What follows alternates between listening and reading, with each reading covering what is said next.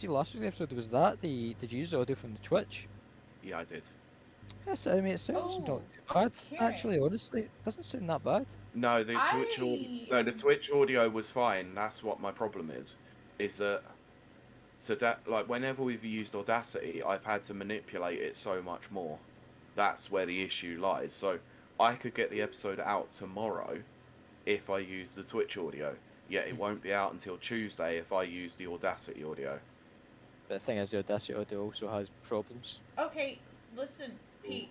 When I have it on off of Sound Mapper and put it on speakers, I get a crazy tone when Ciaran's speaking. Okay. So it might be change it to Sound Mapper. Change it back to Sound Mapper then. Yep, I've done so. And to be fair, I'm not sure if we're going to use the Audacity audio, but we'll have it as a backup just in case anyway. Okay, well, okay. What is? Will I switch back to thing as well? Yeah, please. It was more for the sake of a test, but I think because we're running late, I can't really run those tests as much as I would like to. So we'll do that on Thursday. When we record, I'll put my freaking thing back on, but I'm dying now. No, you do what you've got to do, Kylie. You know, no, I it's want Sundays to be professional. You want what now? I want Sundays to be totes profesh. I'll be totes profession. You're saying things like totes profesh. Yeah. Let's see. We are live. We are live. It's so good. I need to rearrange a couple of things while you guys talk. Yeah, Discord notification's gone out. Yay! I will pop the tweet up then. Ooh. That's what she said. I'll pop a tweet. I don't know what that means. I don't know, Kylie. I really don't. You just say things from time to Sometimes time. I just say things. They have no meaning. Alright, chat. I'm speaking into the ether. I'm going to give you 3 minutes before we start. Actually, no. That would make it 3:07. So you get 6 minutes. Oh, look, Brent's here. Bueno. Hey.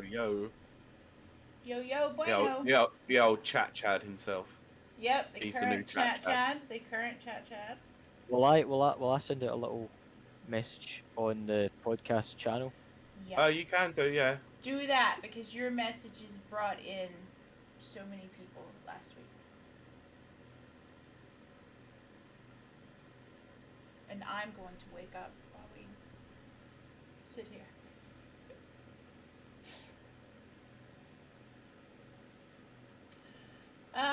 Brent, tell us how your week's been. Did you get your game reviewed? Not reviewed. Did you get game finished for review?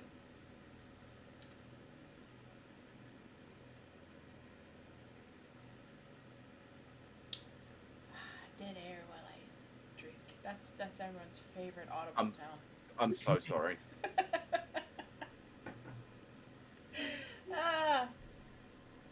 Well, it's not completely dead air because you could probably hear my keyboard clacking.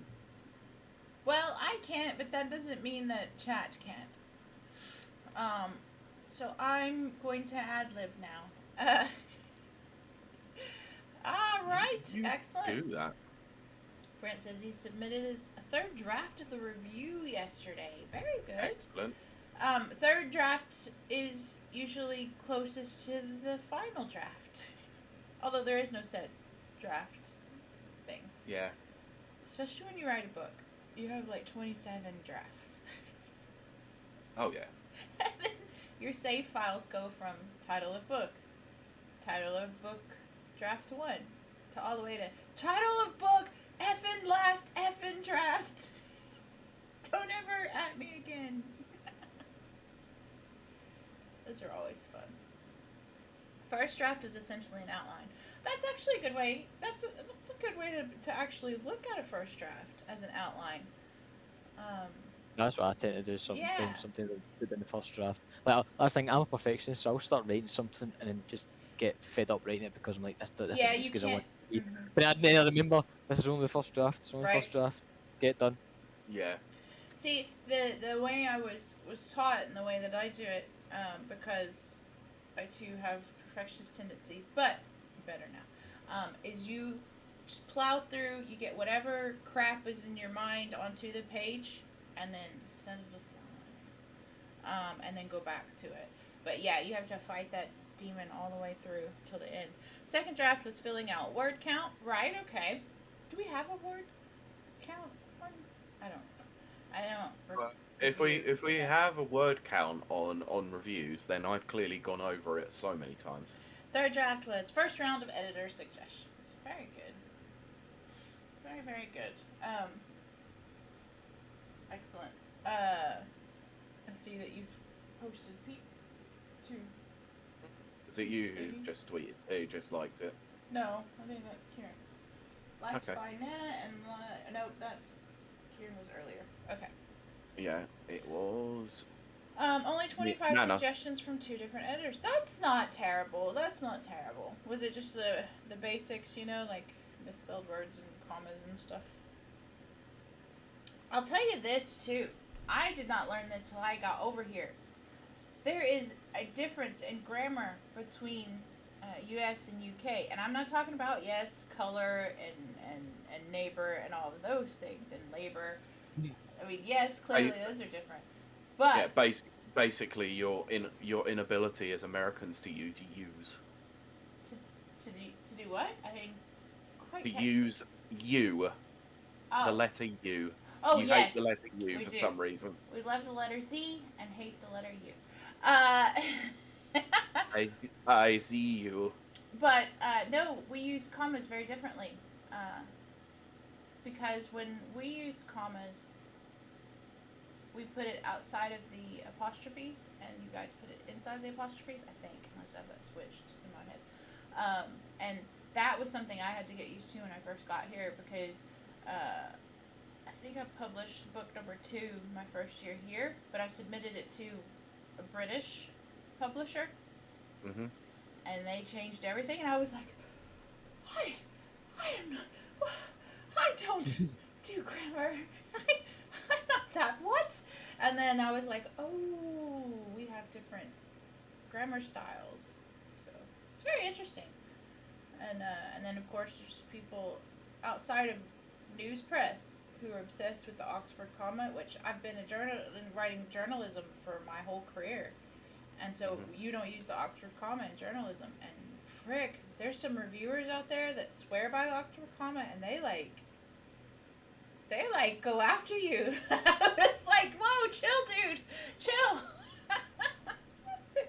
Which is not a thing. It's not a thing in newsprint. Let's see. I also played a bunch of Skydrift Infinity this week, so that review should be ready soon. Ooh, that rapid Nice. review. Oh, Brent, you should not have said that.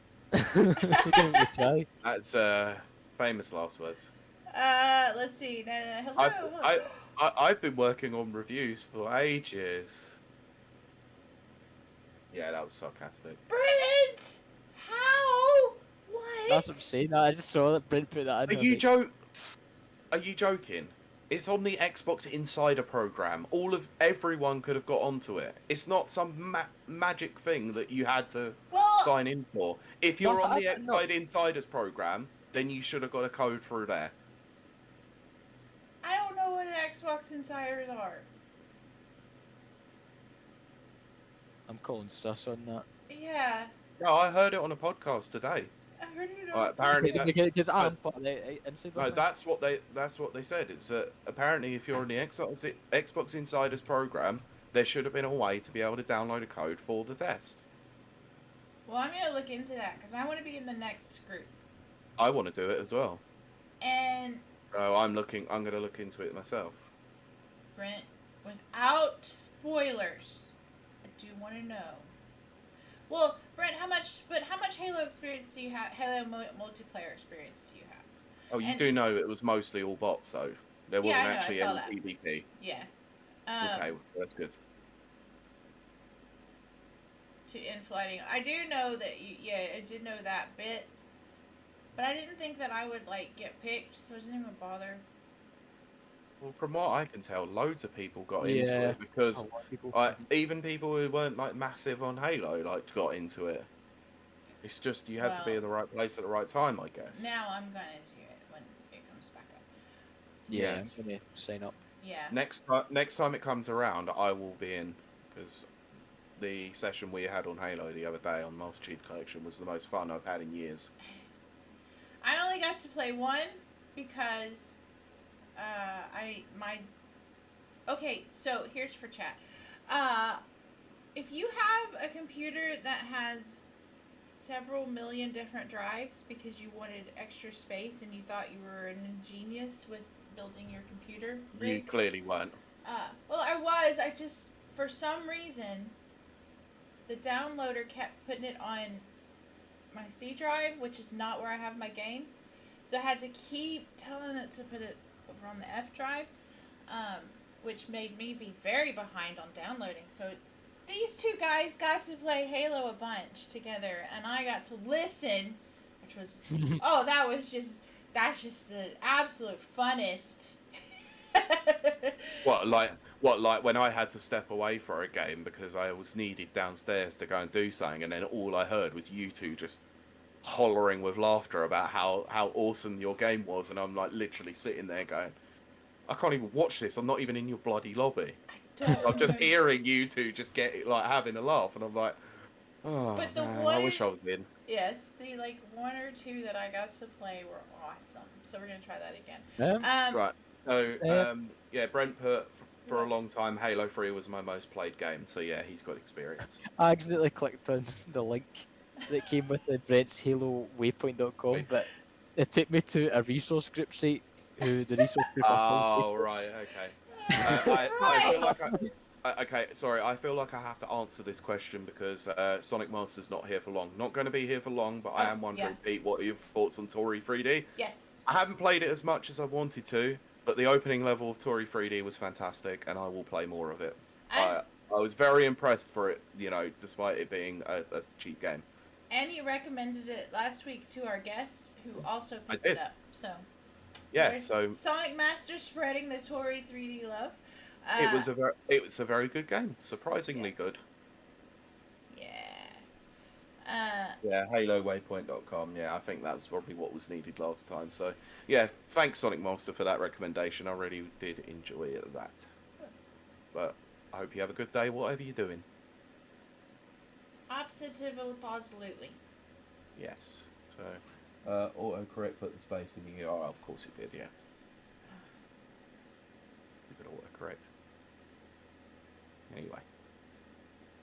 So, How long before we need to start shouting into the ether? We need more people to turn up. Actually, we're good now. We're right. If y'all are ready, we can go for it.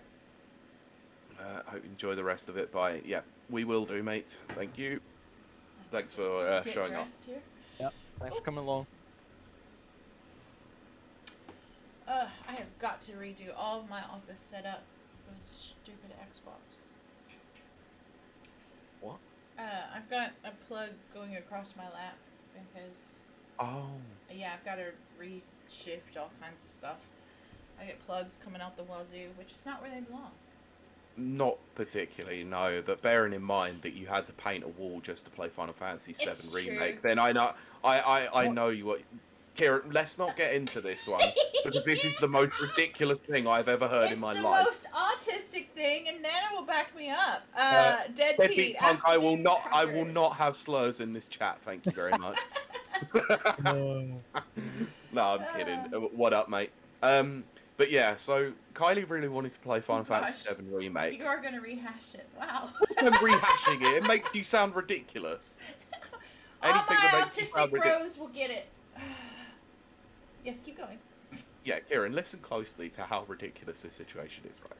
So, me being the nice person I am, I'd finished Final Fantasy VII Remake, yes. And I was like, oh, you know what, Kylie, do you want to play it? I know you like 7, so, you know, you've got a PS4. Do you fancy playing it? And she went, yeah, of course I can. I can play that. And I went, okay, I'll send it to you then, so you can play it. It got sent to her. It arrived pretty quickly, despite being locked down, which was crazy. Yeah, I was impressed. a person in your house saw it and was like, yeah, I could play. Could I play that? And you went, nope, I need to play it. A couple of weeks later, I then asked, have you managed to play any of the game yet? And she went, no. I've installed it, but I realise I need to paint my wall. I hadn't installed it yet. Sorry? I hadn't installed it yet. I thought you'd installed the game at least. No. Okay. Because at this point, you hadn't even installed the game, and you just kept saying to me, I can't set the PS4 up without painting the wall first. Yes, that's true. I stand by that. Ciaran's face is just like, I know he's concentrating on something. No, you know why? I'm currently signing up to this and saying that's why. I need to see this chat. What the heck does that even? Hang on. Oh, this is a modern day soap opera. It really is, honestly. Okay. I was gonna let Pete tell his version, and then I was gonna tell my version. So... I'm done with my version. It's the actual true statement of events. No. Okay. It is the true statement of events. You tell me that you didn't turn around to me and say, I can't play this game without painting the wall first. Wait, Nana, wait till I explain this chain of events, and you'll be like, we've already discussed this with Nana. He's totally on your side. He is, 100%. But, okay, so when I first moved in here, this is an Ace Attorney sketch. This place was a dump. It did not look like this. It was scary and frightening. And then, basically everything that an underground basement should be. Yeah, and see that bookcase behind me? There's one on this side that holds all my current. That's all my old gens. This is all my current gens. Yeah. But in order for me to get the bookcases built and against the wall to hold the PlayStation 4, I had to paint the wall first. Well, I had to plaster it and then paint it. So once I plastered and painted the wall, built the bookcase, put it in its place, and then put the PS4 there and hooked the PS4, then I was ready to play Final Fantasy VII. Hang on. Wait. Uh-huh. Because there is a big key thing that you've forgotten to mention. What's that? Not only did you not play it, you sent it back to me a few months later and said, I've got a chance to play this. I played 10 minutes of it. I played a full 10 minutes. Here's the weird thing You do know, I gave that to my mate, and he returned it within a week. Yeah, well... You had it for months and didn't even play the damn game. I'm built different. We all know that, Kylie. We're very much aware of that fact. The fact is, you had to paint and plaster a wall first before even turning a console on. Yeah. Is kind of strange to me. Second of all... Makes sense to autistic people. That's why I said strange to me, because I'm not autistic. It's strange to me. Yes. Second of all, your housemate could have very easily played that first, but you just refused to let them play it. I know. Because you were going to play it. Yes. They owed me rent money. They couldn't. Now, you never told me that before. That's more understandable. Where my money at? No, I was being nice during lockdown. I didn't take any money off of anybody during lockdown. I know, no. But still, it is just a strange situation. So yeah, Nana reiterates, oh yeah, I've done similar things to that. And Deadbeat says, do you have any favorite walls, Ciaran? Oh, I love this one. So, I love this big barren wall I've got back here. But you need some artwork on it, I'm afraid. What? Yeah, okay, I'm gonna ask because I've been wondering. Now, I can't tell because webcams don't give the best thing. What color is that wall back behind you? It looks greeny grey to me. It looks greeny blue to me. Greeny blue, I'd say it's an aqua. Okay. Aqua blue, okay, that's how it's coming across. Okay, so it isn't just white and then... And bearing in mind, right, I'm just looking at this. Okay, Kylie, mine and your walls look exactly the same colour. They're not. Mine is a very expensive almond biscuit color. I won't tell you who you had to put in that it was incredibly expensive. It is. Wow. It's called... I don't suggest going this way unless you can, but it's by Farrow and Ball, which is They're a good paint company, actually. Oh, yeah, Faro and Ball, because they put extra pigments in their paint. All I was doing was literally going by the colouring on the wall and the lighting as such. It makes it look gray. Yours are grey. Mine also, I'm officially back now. I've just signed up. Okay, good. Oh, okay, Ciaran has decided to join us now. The brown paint. Brent saying that he got into it just broke me. I had to just go and sign up there and then because I would have put it off. Well, don't let me forget after the show. I could see the look of blankness for 5 minutes as I was talking through this ridiculous Final Fantasy story. So I want your take. Is it stupid? Oh my gosh, are we still? What to paint a wall before playing a game? Yeah. I had to hook up my. I mean, it's a little bit silly, but. Thank you. How was I gonna hook up my PS4? I never said anything about your autistic brain. I just said to play a game, you need to paint a wall is a bit overkill. That's it. I mean, it's good incentive if a wall needs painted. Right. Yeah, I agree with that. In most cases, I don't see you painting that much. Any average person painting that much. No. I painted so much. I know you have over I will say. just say, oh look, I've got Halo Infinite in. Let me go paint the bathroom. I can't play this until I paint Master Chief on my wall. I do need to paint Master Chief. Don't encourage her. She would actually do that in her bedroom. I do need to do that. You would paint a giant Master Chief and Cortana on your wall. No, just Master Chief. I'll be my Cortana. would kick in, and I would simply just paint a Halo ring. That bit. Just a circle. It's like, you know what? That's good enough. We're still on topic. But see, here's really what it comes down to, chat, is that I'm one of those people who feels that they have to complete their chores before they actually play fun stuff. So it's a weird brain thing. And yes, Brent says he survived the heat advisory. What's the heat advisory where you are? Because you're on the this East is what Coast. he's saying the other day. I think it was up to 42, apparently. Yeah, he put it in our Discord, I think on Friday. And again, apologies before we start to record. I was very, very late. We won't get into the whys and wherefores, but that also you haven't even told us why. That also means that I'm not camera ready, so we just have to take it as it comes. I'm never camera ready, but I deal with it. Yeah, but it's very important for chicks to be camera ready, because they get slammed on the internet if they're not. I don't care. That's an unwarranted and unnecessary sexual stereotype these days, and that should be stopped. But we can get into that later. Great. Pete, are you trying to cancel Kiley? For saying something anti-feminist? Nope. As a man. As a straight white man. Not at all. Just that it is unnecessary these days. Very good, Ciaran. That was very good. Oh dear. Right, now we've got that out. What happened to you, Ciaran? You used to be cool. Huh? I don't know what to say to that, Pete. So Brent has put, I survived the heat advisory, 36 degrees, air temperature, heat index of up to 42 degrees C. Oh my gosh. Lynn has put, I'm dying, worked 16 hours last night, slept 5 hours, back to work for another oh my god. Can we get like a cheer in chat, because Lynn is in the medical field. She is, yeah, she's a medical worker, a frontliner, if you will. So applause for that. Sorry, I forgot it's not Thursday at 8 p.m. Oh. Wow, my god, that flew over everyone's head. Wow. Yeah, so Lynn, you probably know this, but Ciaran's looking at me shocked, like he's like, what the frick are you for a while there? What are you talking about? We were the clap for the NHS on the Thursdays, like the start of the pandemic. Oh, yeah. Right, that. Oh my god, Ciaran. Right. Hello.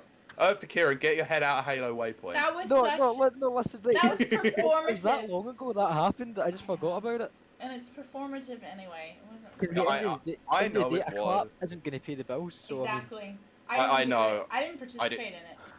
I didn't either. I just that are frontliners. Look, I didn't do it, but anytime I spoke to a frontline NHS worker, I said thank you for your service. So I did my bit. I didn't have to go into a public show. I just did my bit. Anyway, but yeah, Len says love you guys.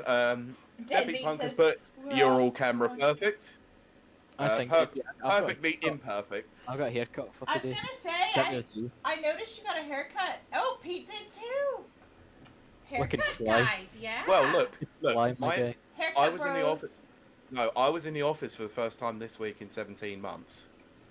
We've moved offices, and it just so happens that my new office is right opposite my regular barber's. Oh, that works out. I went straight after work. Well, I still can't get a haircut unless I stand in line wearing a mask and then go into the thing and still wearing a mask, and they have these plexiglass. What do you guys call plexiglass? I can't remember. Plexiglass windows? No, there's another word they use here. We get 3 minutes until it's half past. Okay, we gotta get. Okay, sorry. Yes, thank you, chat. Thank you for showing up. Here we go. I'm gonna take a drink of courage. Keep these people waiting any longer. Yeah, I know. All right. So, are you gonna? We'll start the recording in. Oh, I need more Audacity. You need Audacity. Yeah. Yep. Oh, it's open. The pair of you exactly the same. It's like. Listen, I'm ready. I'm good to go. I know. No. It's just the thing. Like, do not put me in the group with Kylie. No. Kylie has done 88 previous episodes and still doesn't know to bring up her Audacity. Like herding cats. Yes. And yes, Ciaran is keeping it in check. Somebody has to be the grown-up. Yeah, someone has to deal with me and Kylie's absolute nonsense half the time. See, Pete is busy controlling me, and then Ciaran has to control the whole thing. As well today, chat. You're in for a treat because there's a lot of room for audience participation today. Yes, I think so. I think so. We're gonna have a happy, fun time. Happy, fun time. Yep. Oh no! Actually, I better not mention Ren and Stimpy because the creators are Yes, it's gonna be a fun time, but also be sure to stick around to the end. Yeah. Yes, please do. We will have for something. A Jerry Springer. Right. Yeah, no worries. Is everyone's Audacity open? Yes. Open. Yes. Right. Okay. So 3, 2, 1. Start your recording. New. Are we doing the clapping thing? Yes. But you have to start your actual recording first, Kylie. Otherwise, it will make no difference. I think this is the first week in like 2 weeks. I think that my Audacity hasn't crashed, and I've tried to. Nice. Oh, don't speak too soon. You leveled up. Nah, I better not speak too soon. Actually, you're right. Yeah. So, and Kylie. What? Giving you all of that. Someone has to keep the show on the road. Otherwise, nothing would happen. Miss, I turn up 35 friggin' minutes late. Doing the bat dance. And flipping. You know, Pete, I'm sitting looking at this, the little line of audio, and I can actually think I can see the bits where the audio boot's coming in. Thank you. Do you know that? Yeah. It's like very tiny little. Yep. We will talk about that on Thursday because. Yeah, we will. But I have solutions. I have solutions. Yeah, I know you do, but you see what I mean now. You can see those little micro specks basically where the audio is bleeding into another file. So it causes an unnecessary echo when you put all of them together. Bit of annoying, but anyway, let's... Chat, can you tell my glass is pink? What? I have a pink glass. I was talking to chat, not you two. Right. Thanks. We do a podcast together. You might need to chat to us at some point. You were being boring and talking about... Right, are we clapping? Yes. That's what I was waiting for. Kylie, are you ready? So... 1, 2, 3, 4. 1, 2, 3, 4. 1, 2, 3, 4. 1, 2, 3, 4. And thanks for that visual entertainment there. Yeah, there'd be plenty to put primed claps. Nice. Good. I like it. Okay. Right, we'll get going because we're nearly over at this point. Oh God! You want to be? Banhammer. I want to become famous. I want to be famous. Have y'all ever seen that cartoon? What, Almost Famous? No, it's a cartoon. Oh, okay. I was going to say, Almost Famous is great. No, it was a cartoon in the market. Anyway, let's not sidetrack. Come on, thank you, Ciaran. Wow, did you get in 2? Yes, it was 2. Okay, sorry. So, God, no. Anyway, we are about to start a podcast in 3, 2, 1. Welcome to Rapid Reviews Radio, episode 89. as we hurtle towards our inevitable demise of 100. I am joined by two of the best co-hosts there are out there in Neverland. Lies. Never lies. I cannot lie. Here we have Pete at the bottom. Pete's. What up? And to my left, we have the... Oh, I meant to pull up a bunch of adjectives and I forgot. The fantabulous Ciaran. Well, we know who's her favourite. I think a good thing is little women would probably refer to me as a handsome little devil. So handsome little devil. Oh my gosh, it's perfect. Yes. I mean, it's true. So yeah, there you go. There's something. Yep. And so, as always, I like to begin with just a chill moment. But before I do that, I do want to say, for anyone who's listening to us on the podcast, whichever form of listening device you use, you are always welcome to join us at twitch.tv/rapid reviews. Rapid reviews. Rapid reviews, yep, thank you. And come join in the chat live. Because we love interacting with our chat, and we have the best chat. That is not me just being like, oh, we've got the best everything. No, they're really, really cool. And they're cooler than me, that's for sure. But... yeah, I mean, they're definitely cooler than, like, me. Well, I don't know about Ciaran, because he's pretty cool. Yeah, Ciaran's pretty cool. He's the coolest of the three of us. But... And I'm going to ignore Britt, who is currently in a killing frenzy, which I can hear perfectly in my mind. So can I, and I heard it enough. No, we didn't, actually. We didn't hear it, no. I didn't, because I didn't do well. But we're not talking about that. We're not talking about that, but I'm going to check in with my guys and see how their week's been. Pete, how has your week been? The week's been mostly fine. Like I said in the pre-show, I've been back in the office for the first time in 17 months this week. So I did Tuesday, Wednesday, and Thursday. There was hardly anyone there. It was actually nice to be around people again, so I'm not going to complain at that. However, I did get vaccinated yesterday, and I'm feeling a bit ropey. So I may have moments of low effortness, or what appears to be low effort, but no, I'm just suffering. So apologies, everyone. Struggling on in the face of adversity. That's what we do here. And Ciaran, what about you? How's your week been? Alright. You know, Pete, in the words of Muhammad Ali, suffer now and become a champion. Take it from that what you will. But yeah, my week's been alright. On Tuesday, I published a little interview I done. Yes. Was this Tuesday? Yeah, was this Tuesday? Yeah. It was Tuesday, and it was excellent. Let's give the address to that, which is pauseplayreview.com. Yeah, it says pauseplayreview.com. Yes. Yes. I'm thinking of changing the name, folks. So any suggestions would be welcome. I like the name. I like it. But yeah, so I done that early in the week. I kind of been taking a little chill week after that. Again, we were on playing a bit of Halo on Thursday, which was meant to be streamed. But there was technical difficulties from one member. But that was a good time. Any guess who it might have been for those watching on the video? And then I went to go see The Suicide Squad yesterday, which I recommend you see. No spoilers. No spoilers. Whereas I went to go and see it, and I wouldn't recommend it. Wait, I'm confused by our chat because you've intrigued me. One of my favorite words. Cosplay Ciaran. Cosplay Ciaran. I never knew. What do you mean, deadbeat? You're confusing me, deadbeat. Yeah, I'm confused. Right, before I'll let Debbie explain, but we'll not derail this. Yes, Kayla, how was your week? Oh, thank you for asking. My week was I had a weird burst of energy and finished all my work in one night. So I had like pause play sounds like cosplay.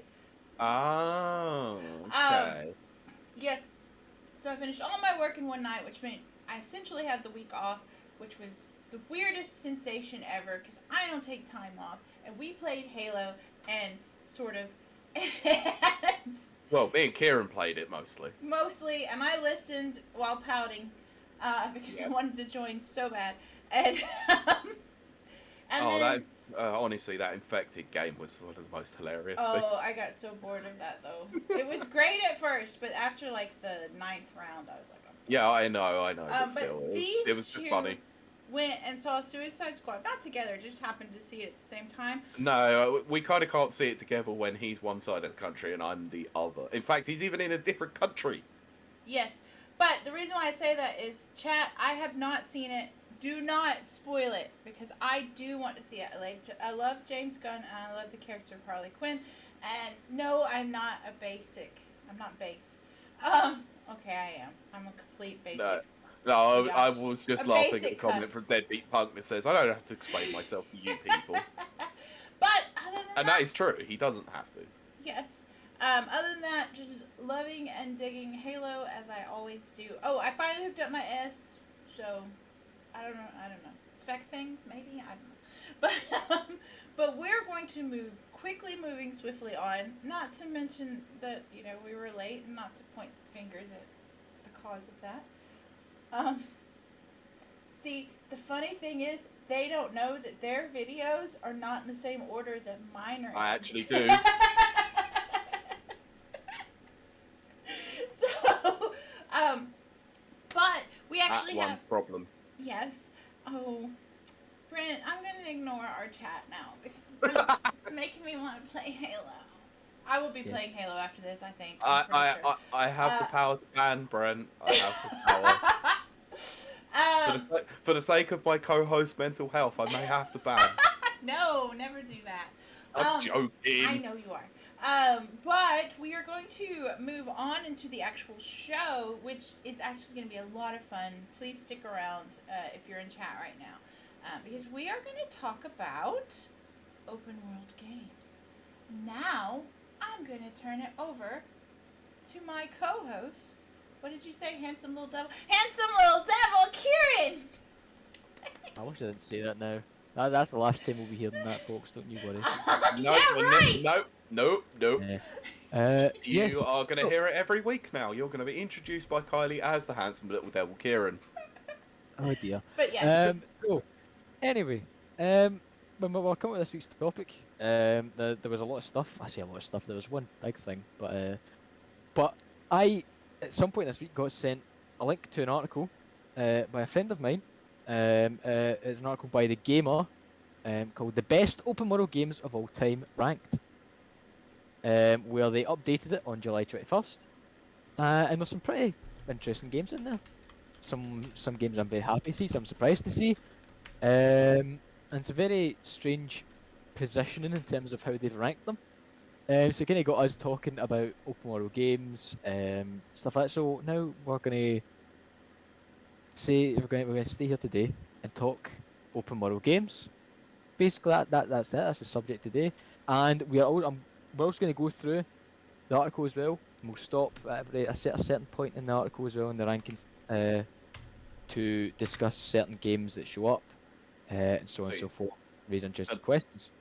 So lots of audience participation is required. Yes. So we want to hear your thoughts on open world games, but also Kiley and Pete, I want to hear what your thoughts on open world games are just to get started. So, what's your opinions on open world games?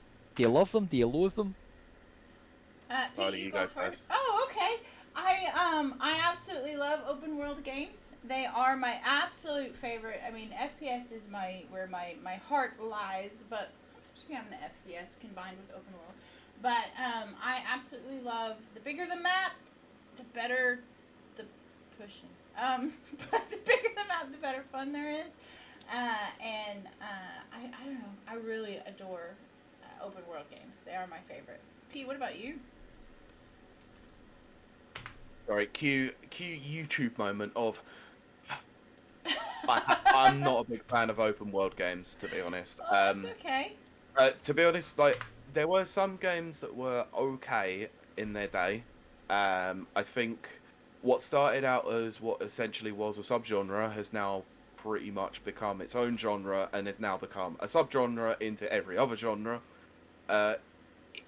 It now has become an industry buzzword for me, I think. And it's like, oh yeah, this game is open world. It's like, yeah, like every other game now. Brilliant, thanks. So, I worry about the creative angle of open world games these days, but admittedly, this list has got some absolute bangers in there, so we'll go through it. Yeah, I certainly think for open world games, it's like it's one of the ones I've always loved. I can't really place why. I think it does boil down to just being to explore a world in such exploration, depth. exactly. Yeah. Exactly. Rather than have a linear path through a world, Yeah. you're just placed in the 100. world itself, and you get to go Yeah, around. I do think that the best open world games do just plonk you in the middle and just go, there you go, have fun. Here's your tools. I mean, I think the best open world games are either RPGs or survival games. Personally, I think that's where it works best. It definitely lends to. Well, RPGs. I would have said that most RPGs are synonymous with open worlds anyway. That it's Nowadays, sort of where the open. It's Nowadays, it was definitely where the subgenre sort of started. Was in that respect, wasn't it? It's just mostly it was due to the size of a world in an RPG. Yeah. Mm-hmm. Interesting chat. We'll get into that in a bit. We'll be getting into several of the ones you've mentioned. Again, join us over at twitch.tv Rapid Reviews if you want to join in on the conversation. But yes. Yeah. So So after that, of course, the whole point of this is the game I've ranked open world games, and going through it, I don't know how they've ranked it, and it adds another question. You know, how do you rank open world games? What do you guys think makes a good open world game?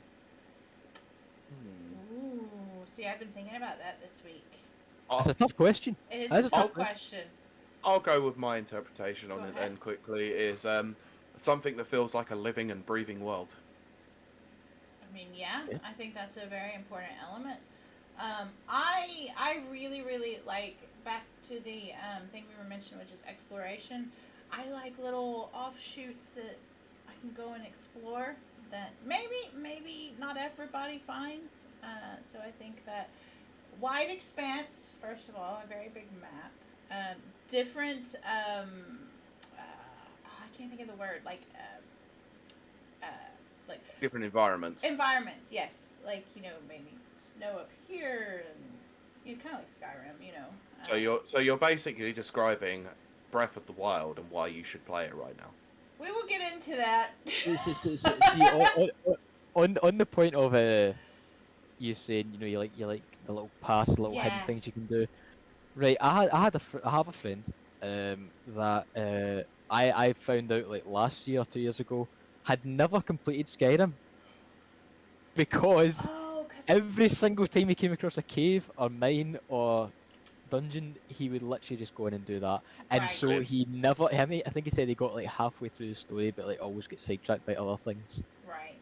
Or little things, and I was amazing to me. I was like, what? How? No, I mean, it makes sense in Skyrim. It's a big game, but like I totally understand it because I did the same thing with Fallout 3. I love side quests. I know that can be a contention. I very much enjoy side quests. I will say, now you've said that, Ciaran, I've never completed Oblivion, the main quest. Never completed it. You've said that to me before, actually. I have, because I enjoyed the side quest so much I didn't want to complete it. It's got the cool fight between thingy and thingy. I'll nice probably go back to it. I did complete Skyrim, but I kind of did that accidentally. Oh yeah, you told me that one too. I stumbled into that. I was like, oh, I'm fighting the dragon now. Whoopsie.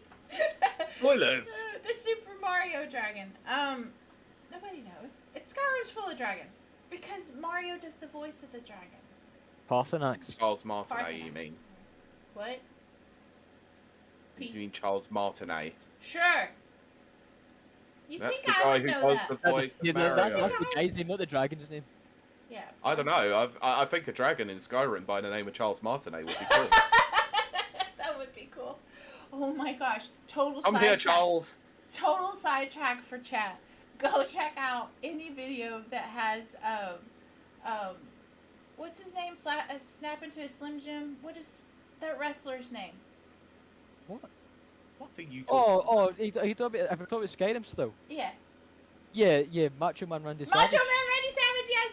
Look at the mod with Macho Randy Savage. It's terrifying, yeah. So every time, like, right, so basically every dragon becomes Macho Man Randy Savage, It's so good. and every time he breathes fire or does a shout, it's just like oh yeah or something. I can't remember. Oh yeah.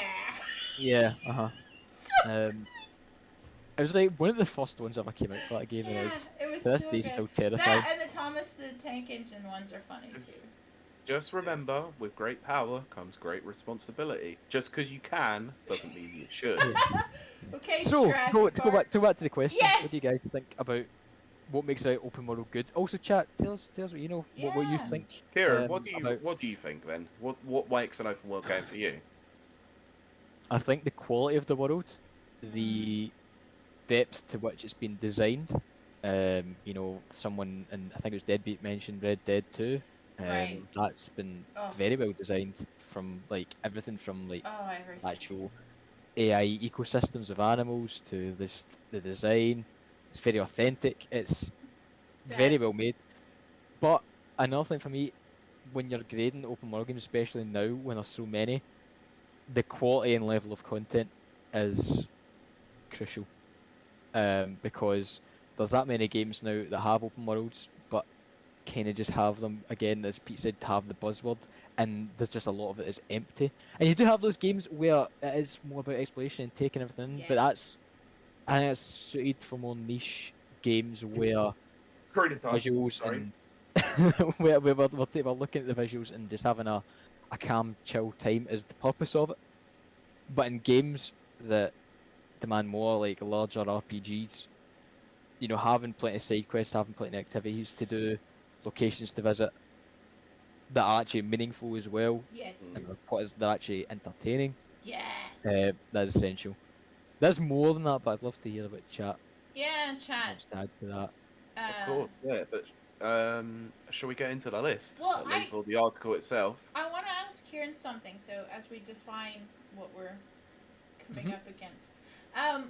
Do you have a definition of what open world means? I mean, we kind of assume, but do you have a definition of open world? Like, what you mean, like a dictionary definition? Yeah, or I was going to say, industry standard definition. Only because I know. Definition of... Because I know there's a few on the list that I wouldn't have considered as open we, world. we will get. No, we'll get Okay. We will get to that. Okay. I mean, I would say for me, open world is just that a large play space in which the player can freely explore, and which, I guess it's hard to get it from the top of my head, but you know what? I'm just going to turn around and say mine was the most accurate description: a living and open, breathing world. What feels realistic. I like what Deadbeat has open just world said. or sandbox. Yeah. There's a difference, right? Exactly. Yeah, that is very true. Actually. Well, see, we'll get to that. We'll get to that. Yeah, because there are obviously, like, in terms of sandboxes, just quickly to touch on it, you have things like Gary's Mod, which is not an open world game, but is a sandbox. Oh, that's true too. But yeah, stay where it gives tuned. you all the tools available to make your own world, rather than actually, you know, a fully created world on its own, well, like made by developers. As we delve into this. Yes. Ciaran, so, for reference chat and our audio listeners, be sure to go and check out this article first and foremost. It is by website The Gamer. It's called Best Open World Games of All Time, officially ranked. It's new and updated, and it has a total of 35 games on it. So that's a lot, but obviously that's probably because of the sheer volume of open world games out there, which is a lot. Right. There's a lot. So we're going to go from number 35 to 25 first, and then go over the games in that section, which probably will raise some interesting questions, actually. It will do. And I'm going to preface this by saying that Cyberpunk made it nowhere on the list, and thank goodness for that. And it's not as if this was made before Cyberpunk. Cyberpunk was out several months before they updated this list, which was last week they updated this list. Right. Yeah, because they had done this a couple of years ago, hadn't they? And they brought this out a while ago, and then updated it like last week or a week and a bit ago. So, let's get into this. So, at number 35 on their list is Dragon Age Inquisition, the latest Dragon Age game. Again, I like that choice. Number 34, PlayStation's Days Gone. I could.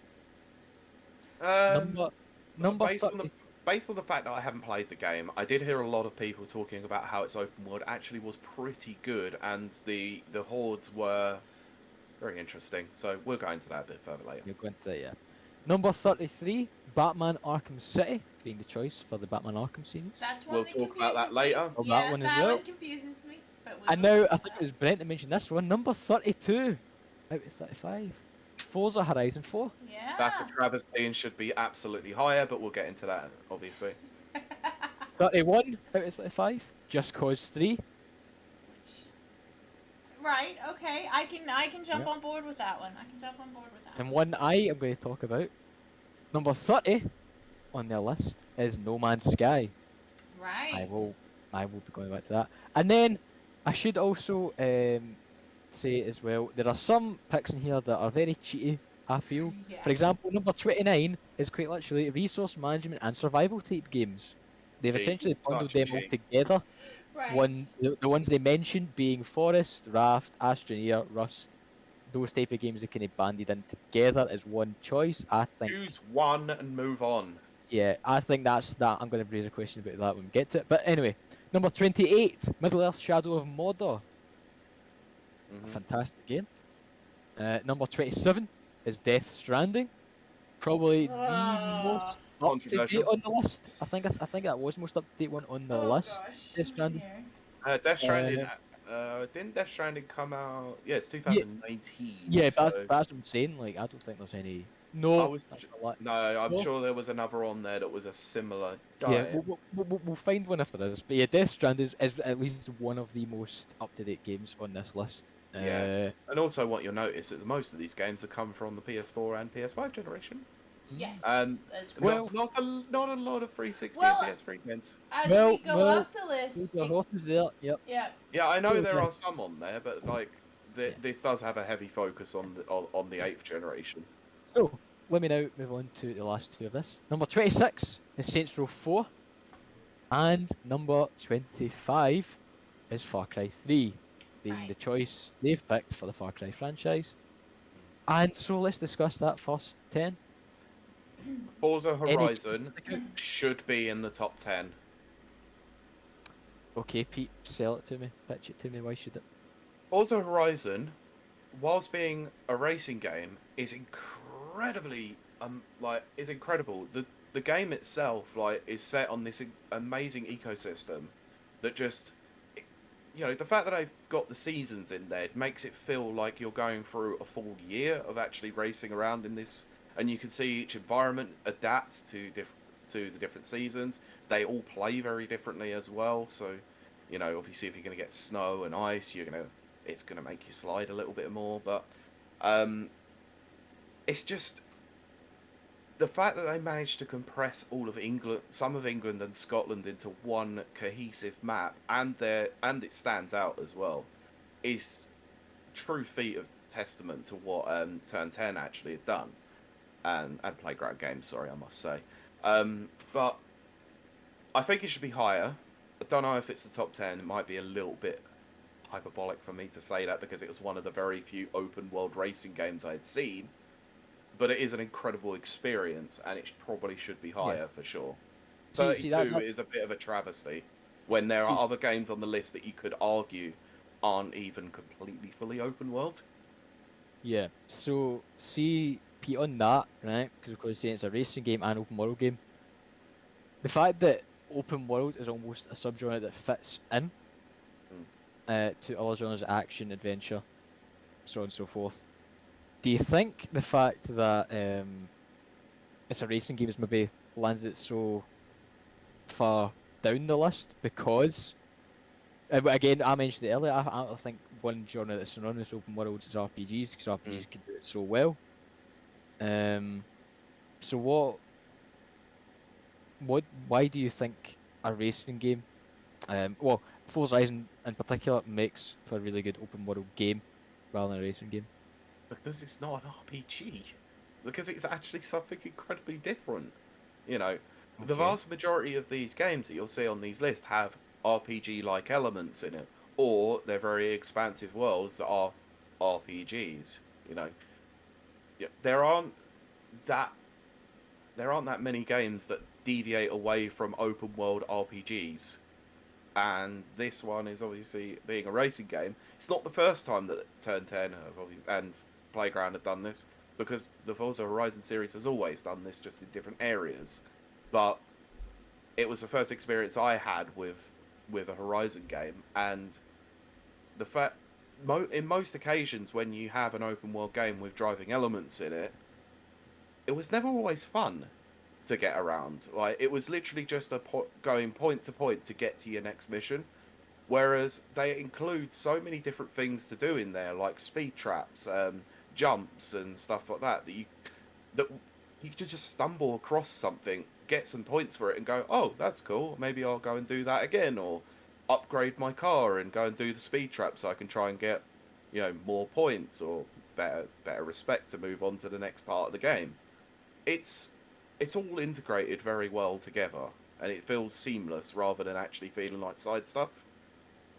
So that's why I would probably say, but hey. So would you put it higher because you feel the open world element uplifted the racing element? Yeah, for sure. Yeah. I think so. It didn't feel like it didn't feel like just a racing game. It didn't feel like just an open world game. It mirrored, and it had the two elements working perfectly in sync together. Yeah, okay. All right. Kiley, what's your thoughts on that first 10? Well, Anyone stick out to you? I've got a couple of thoughts. One is, okay, No Man's Sky. It makes me think. No Man's Sky is procedurally generated. This was probably going to be my discussion point on it if I brought it up. Yeah, like No Man's Sky is great, so don't take anything from what I'm about to say as like. Once they did the update, now the first No Man's Sky was terrible and I hated it. do you know I got No Man's Sky when it first came out. Oh. On PC. Oh, that's rough. Horrible optimized. And yet I somehow still got 100 hours out of it at release. Really? Jeez. Did you? Don't ask me how I was able to play it because it was horribly optimized. Nearly impossible. I would crash every so often. Like, I say every so often, I would frequently crash, but I still played it. I still wanted to play it. Wow. I mean, the idea of it was always good, but they couldn't. I knew they couldn't pull it off when they revealed it. So the updates have been really good, and it's turned into quite a solid game. But it does, for me, raise the question of procedurally generated, which I've stated many times on this show before. I'm not the biggest fan of procedurally generated content. Depends. I mean, it can be used in good ways, but something like We Happy Few and even No Man's Sky or whatever, it was used really well in So You're Being Hunted. I think that is a good procedurally generated format. But because I'm so lore heavy, I'm so into lore. I love game lore so much. Procedurally generated kind of detracts from that. So I don't know. I'm a bit divided about that. And then Saints Row 4. Saints Row 4 is not the best of the franchise, but I've many times praised Saints Row, the whole franchise itself, because it actually has done a lot of things that people haven't quite picked up on. I think it's a wonderful open world environment. For me, it's almost perfect. Yeah. Almost, not quite, but almost perfect. So I would like to have seen it higher on the list if it was Saints Row 3. Which I'm going to agree. What? I'm going to agree. I think Saints Row 3 is the better game. Oh yeah, for sure. If we're talking open world, for sure. And then, that just knocked the other one. Oh, Far Cry 3. I have said it so many times, and I'm still standing by it. Far Cry is beautiful. It is stunning. It is stunning and brave. It is beautiful. But the constant respawning of enemies really detracts from exploration. It does. It does. I agree with that. Very hard. And I hate that because it is such a beautiful environment that you could go and check out. The environment is just so well done. But if if we're specifically talking Far Cry 3, we've got the respawning and then the constant need to inoculate yourself against malaria, I think you have, or something. Mm-hmm. Something's killing you. I can't remember the exact. Yeah, but that felt realistic in some ways. To me, it was an annoying obstacle, specifically about exploration. Sure. But, so, I don't know. I'd like to kind of see where this list goes, but Ciaran, what are your thoughts? I mean, I'm just very happy to see Dragon Age there, because I really do love Dragon Age. Dragon Age is good. I've only played Dragon Age 2, but it was fun. I mean, Dragon Age 2 is good. I just think Inquisition, with all its DLC, is a phenomenal RPG. And it's not one massive open world. It's like that way where it is different open world areas you travel to. So again, that's another point of discussion, which I might bring up in the next game I mention here. But yeah, I like to see Inquisition there as much as it is the last one on the list. 35. That is still to see. And then there's also Batman Arkham in there. Oh yeah, I want to talk about that. Yeah. I want to talk about that. So the Batman Arkham games are exceptional. Yes. Of course, Arkham Asylum is certainly more linear in terms of. Arkham Knight isn't very good though. Well, that's where we differ, Pete. But yeah, but a reason interesting question, of course, Arkham City and Arkham Knight technically are open world games. You're again thrown into a play space and you get to freely roam and do missions and. But you're freely roaming in a contained area. This is what we were talking about the other day in terms of story development.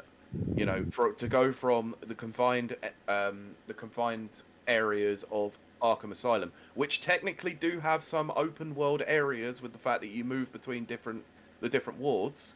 Right. You have it more in City and you have it more in Night. They are bigger, more expansive worlds. They may be like City may be confined to a prison island sort of thing, like they did, but there is more of a world than Asylum was for sure. Yeah. Yeah, I would agree with that. I could agree with that, 100%. I think that was what we were talking about when we were discussing this on Thursday. Anyway, that was the point I was trying to raise, and I think it's. I think another thing that makes me think of is, could you have seen a Batman game be as good as Arkham series without the open world? Because I don't know if I could have, to be honest. We've had plenty of Batman games in the past that are not open world that have been pretty bad. So I think it is because, especially with Arkham City, it did feel as if you were actively in that world of Gotham City as Batman, going from rooftop to rooftop, taking down thugs, and it did feel like what the setting is. And anytime you took down a boss, it had an effect on the rest of the game. So anything that you did within the world had a huge effect on the story and its environment as well. So I would agree. It probably is an open world, but it's the slimmest of margins that it gets in. Yeah, I think as well where it struggles is when I played them, I was mainly interested in the story stuff, and some of the side quests, like the Riddler challenges, never appealed to me. The Riddler challenges are much better in Asylum than they are in City. I think they're a little bit too abstract in City.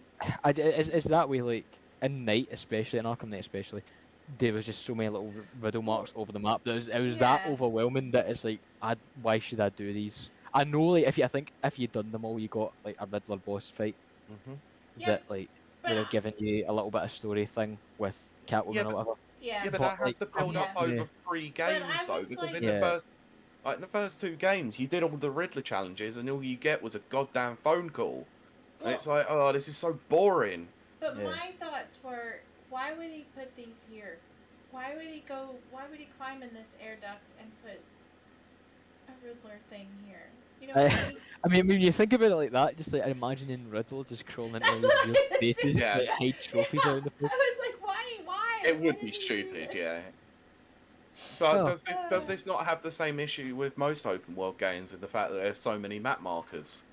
Or is that just an Ubisoft problem? Or Ubisoft? I like map markers. I like completing challenges, and but I'm one of those people who like checking off things on lists. Yeah. Yeah. But does it not become too overwhelming when there are far too many on there? No, I get excited. But that's because I'm weird. Fair enough. Like, seeing those Riddler trophies on Arkham Asylum... I'm like, woo! Challenge! Were like, they were... Yeah, but that screwed with my brain, because I was like, I like the challenge, but... God damn it, I've got like 200 of these to do. I'm like, I wish there were more. But again, that's there's just 400. different. I think there's 400 in Arkham Knight. Oh, Jesus. yeah. There's quite a So, bit. yeah, good. There's Quite far a bit. too much. There's way too much. Yeah, exactly. So. Yeah. Any other controversial ones that we should discuss? Because not controversial ones. Just when Kiley was talking No Man's Sky, I love No Man's Sky. Right. I love to see it on this list. I wish it was higher because of how I kind of think great it is be. now. Mm-hmm. But then you did bring up a point about procedural generation. Right. Yep. And if the quality of an open world is graded on the amount of substance in the open world, right. No Man's Sky is pretty empty. Oh, I was going to say that. In the grand scheme of things, it is empty. As much as some of the planets are really nice to look at and stuff, there's not much to do on them. Right. It is very much a sandbox game, which then brings back Deadbeat's question of, open world or sandbox. I definitely agree that No Man's Sky isn't quite an open world game. I think it is more of a sandbox experience. Yeah. Mm-hmm. I think when you're distinguishing between open world and sandbox, a sandbox quite literally is give you the tools, go and make your own fun. Yeah, it's like here is quite literally the blank canvas. Yeah. Mm-hmm. Yeah, 100%. Go ahead and make of it what you will, because you can do multiple things in No Man's Sky. You can trade, you can be a pirate, you can do whatever. Yeah, and that's awesome. But there's no real set goal. I mean, there is some kind of thing that if you there's want a story for sure, but it is never the main focus. There is not really a main focus in No Man's Sky. It is just go ahead. Here's quite a big universe. Right. Probably. Yeah. Nearly equivalent in scope and size to either our galaxy or even our own universe. Right. But there's not any particular depth to what you can do. It's just that you can do a lot of things should you choose to do them. Yeah, I think that's interesting actually, because it obviously does, like with what Deadbeat had said at the beginning, it does bring this interesting point of conversation: is what is the difference between a sandbox game and an open world game? Because I think those terms have now been the lines have been blurred so much on them that they are very interchangeable, but there is a very key difference. And like you said, Ciaran, I think you put it eloquently as best as you can. The blank canvas is definitely the sandbox game, whereas the full picture is your open world game. The artist's impression, the game developer's artist's impression, let's say, is open world. I'd say to round that up, I would definitely say open worlds show you what you can do to have fun. A sandbox tells you to make your own fun. Yeah, agreed. I think that's why Goat Simulator is a sandbox game, not an open world game. I wanted to bring that up later. Thanks very much. Yeah. Now, before we've talked about it now, so go ahead. No, we need to go for it. We need to. I know. To move on. But I know. Before we clear this first 10, the resource management and survival type games at 29. Oh yeah. As I said, that's another joke. As much as it is a very much a cheat answer for a start, but they mention games like The Forest, Raft, Astroneer, Rust, and Valheim. And see, on that discussion of open world and sandbox, I'd say survival games in particular are more sandbox. Mm-hmm. Yes. Okay. So these are several of my favorite games that I'm currently playing. Yeah, Valheim's excellent. Valheim's excellent. Which I reviewed here with along with one of our writers at Rapid Reviews. So we'll check that out. Yes, go check that Shameless plug. Yeah. Shameless, yeah. Not shameless when it's on the show you're on. Oh, come on! I've tried to promote my own stuff, and you told me it's shameless. So. Well, shameless. It's the best way to be. Shameless if it's me. Okay, if it's Ciaran, your favorite. Who's the handsome little devil? My point exactly. Your favorite.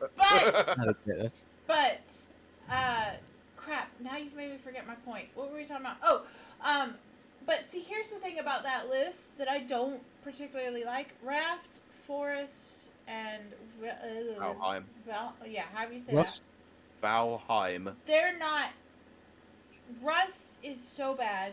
It's so bad. Okay, yeah, all right, fine. They're all survival management games, and I do love them. But Rust is so. Bleh. There's no lore. There's no. It is Sandbox. But I think the thing is, it's got such a dedicated fan base. It does. Yeah, it's only like, bunch of naked dudes running around. And bearing in mind that not everyone is massive on lore like you are. I know, and I do try to keep that in perspective. But but you just tried to call Rust bad because it has no lore. Yeah, for me. For me, it's bad. 100%. But you didn't say that. Okay, you well, said, let me... Rust is bad because it has no lore. Now, if you would have said, for me, Rust is bad because it has no lore, that would be caveat. Acceptable. Okay. Yeah, thank you. Because there's no lore in Rust. You just... it's just so... It's so sandboxy. Whereas Forest has a frickin', now at least anyway, dedicated storyline. Maybe that's the difference between Sandbox and I don't think having just a story in a Sandbox is enough, to be honest. I think so. But I mean, if you compare Forest to Rust, they're so vastly different under the hood. I mean, you think first, it's just naked people chopping under the hood, trees. but in principle, they're the same. Yeah. But you're doing the same stuff. Not really, because same... with the Forest, you're trying to find out the mystery. You know, why did this plane crash? Where did they take my son? How do I get there? Can I get him back? You know, yeah. So you have an objective. Yeah, a forward-moving thing. The objective is there, but the journey is exactly the same. Well, with Rust, you're trying to survive, and then they reset the servers in 48 hours. That sounds kind of similar to me.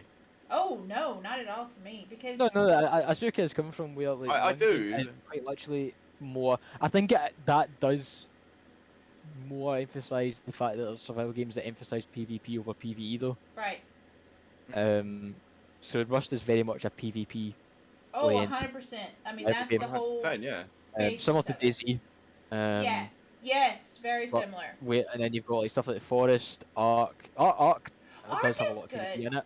But Ark has a really interesting story that you can find journals around the maps and stuff. But at the same time, Ark is still to me a sandbox game, a sandbox survival game. I could see that. No, I could agree with that because for me, I don't know. There's no push to. If there's a push to keep going forward to find out the mystery, to find out to solve, whatever. To me, that feels more open world. There's a goal at the end. Whereas with Sandbox, there's no goal. You're just playing to play. I still don't think it's enough, personally. I don't think just having an objective / story element is enough. Well, but see, but I mean, if it's like it's built into the game, like everything, like when you explore things in the forest, you're finding photographs or drawings from your child. As you cut down these trees and build your whatever. Yeah. You're finding little clues and you're finding things. Whereas Rust, that's not. There's no storyline. See, one other game. Prisoners being dropped on a planet. That's it. One other game on this, in the first 10 here that we've mentioned, Kenny fits into this. Death Stranding. Right. Death Stranding is a big world. Right? It is big. That is a very open world. I mean, Death Stranding. Yeah, I'm going to disagree with you here, I think. Okay. I think the thing about Death Stranding is how incredibly immaculately it is modelled. The world itself feels like it's actually alive and breathing. The effects that you have. A good point, though. Yeah, and then everything you do has a massive effect on the world. Not just you, but the rest of the players across the world who are adding certain elements into your game. Like, that makes it a living, breathing world for me. But even if a world is living and breathing, as you said, let's say it's freaking, they went and filmed a bunch of stuff and then just pulled it in and it just recreated it and whatever. But you're just wandering around doing nothing but a walking simulator. Does that make it a good open world game just because it's physically appealing? Never said the game was good at all. But that's what we're talking about. Is not rank all, as an open world simulator? Not all open world. This is the big difference, I think, what we're talking about here. It doesn't have to be good, because half of these games on this list I hate and I don't think are good. But how? I have to respect them as the fact that they are an open world game. Death Stranding is very much open world. No matter what way you look at it, I think it's a massive... Open world? That's neither here or there. I want to hear what Ciaran said. I was going to say, in terms of... I probably would call it an open world game. Because one thing that might help your argument here for it is that they say... one line they use when talking about this at number 27 is... In Death Stranding, getting from A to B is the most exciting part of the game, and you either love or hate it. Whereas they also say with other games, or with other open worlds, getting to point A to B is just a slog to the next activity. Sometimes it can be. Whereas Death Stranding, the slog is the exciting part. I don't agree. No, I don't agree with them. The slog is the worst part of the game, if I'm honest. Well, I mean, we're calling it a slog. A slog. I mean, that's depending how you perceive it, I guess. It could be a fun time and not a slog. Have you not walking simulators? That's a slog. Well, have you not noticed that I streamed that game once and never came back to it? Yes, I did notice that. No, I was mentioning that to Ciaran. Thank you. I do want to. This is what I mean. Like, okay, we're on a list of the best open world games there is. This is their interpretation of the list, and as much of our comments are all interpretations of ours. I never said that Death Stranding was good. I just said it's got an incredible world. That's it. So, on that, Pete, are you happy with it being at 27? 100%. 100%. I feel like it should be. I feel like it should be lower personally because Forza Horizon does a much better job. See, I'd agree with that. Yeah, I would agree with that. I do want to go to chat right quick, which did. Yeah. Beat says. He's now banned for that, by the way. Just finished Doom Eternal. That could have used a lot less lore. I think it's very interesting with Doom Eternal because all of the Doom series up until Doom 2016, the lore was there, but it's more fleshed out in the it's very vague and it's fleshed out in the graphic novels. Would you say that sort of in the same way that Mario games have lore because they're in an instruction manual back in the day rather than actually in the game itself? Well, I think that's the way it started, and I think that they knew that to go on they would need to put more lore in. It's very interesting, actually. I'll take this and then we'll get right back to Ciaran. But if you're into lore, like I am, the lore behind... the new lore behind, like, let's say Doom Eternal.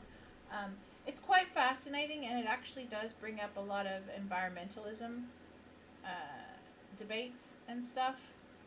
And I know it's weird. You're like, how do demons fit into environmentalism? No, I think I kind of can get the link, really. Yeah. But we won't go into that. We'll save that for our Doom episode.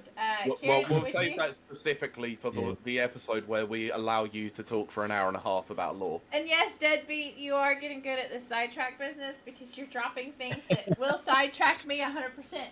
But Ciaran, please put us back on track to the next. This is just discussed number 35 to 25 on this list. I should also mention that with game franchises, so the ones in the first time we mentioned Far Cry 3, for example, they do mention Far Cry 4 and 5 under that, but explain why that didn't win as the game of that franchise that was the best open world. Can I be honest here? I'm a bit disappointed that they completely and utterly avoided the fact that Far Cry 2 has got a much better world than Far Cry 3. I'm getting Peter's whole opinion. Yeah, I know. Right. That's just my opinion. I don't claim to be right.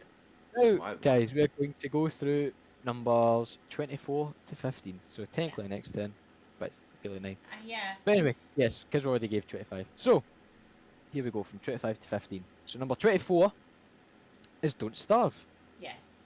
Which is more of a sandbox. Yes, 100%. Yep. Right, number 23 is another cheat answer. The entire Borderlands franchise. Chat, I'll let you decide which game in that is the best open world. I got things to say about that. To you, Ciaran. Yeah, we'll allow you to have that like in a bit. Yep. That's your one that you've earmarked. Yep. Number 22 is Xenoblade Chronicles, one I haven't played. I've not really heard of. I'm pretty sure some of our listeners and viewers have played it. Or at least heard of it. I'm not a player, but I'll talk about that one later, why I think it should be in the list. And Nana, if you're still there, you need to weigh in on that one. Yeah. Number 21 is Nier Automata, or Automata, however you want to pronounce it. Depends on how you want to pronounce the game, but I've always gone with Automata, but hey. Number 20, Super Mario Odyssey. I think that's another one. I'm bringing that up later. Yeah, Pete will be bringing up. I wasn't wearing my Mario shirt today. Number 19, another open world racing / driving game, Burnout Paradise, which some of you might remember. Another one I need to mention is Terraria. Another one I need to mention. So this 10 is all for Pete. Yeah, this is my 10, I'm afraid to say. You lot have got more in the last. Number 16 is Subnautica. Woohoo! Okay. And number 15 is Sea of Thieves. Ooh. Yeah. So I think you wanted to mention Sea of Thieves, didn't you, Ciaran? So I'm going to bring up. Whilst that's we're on the thing, right? Bring it up. Let's talk about this now. Well, right. So, looking at all the games in this section of the list, right? Because I feel Deadbeat is literally providing such a new angle to this discussion with the sandbox and open world. Because I feel there's a lot of ones here that are sandboxes. Yeah. Yeah, me too. I'm going to mention Burnout Paradise is more of a sandbox than an actual open world, I think. And in all honesty, Brent has put how is Burnout Paradise better than Horizon, and I totally agree with him. But anyway, Sea of Thieves? Yeah, right. Sea of Thieves is a sandbox.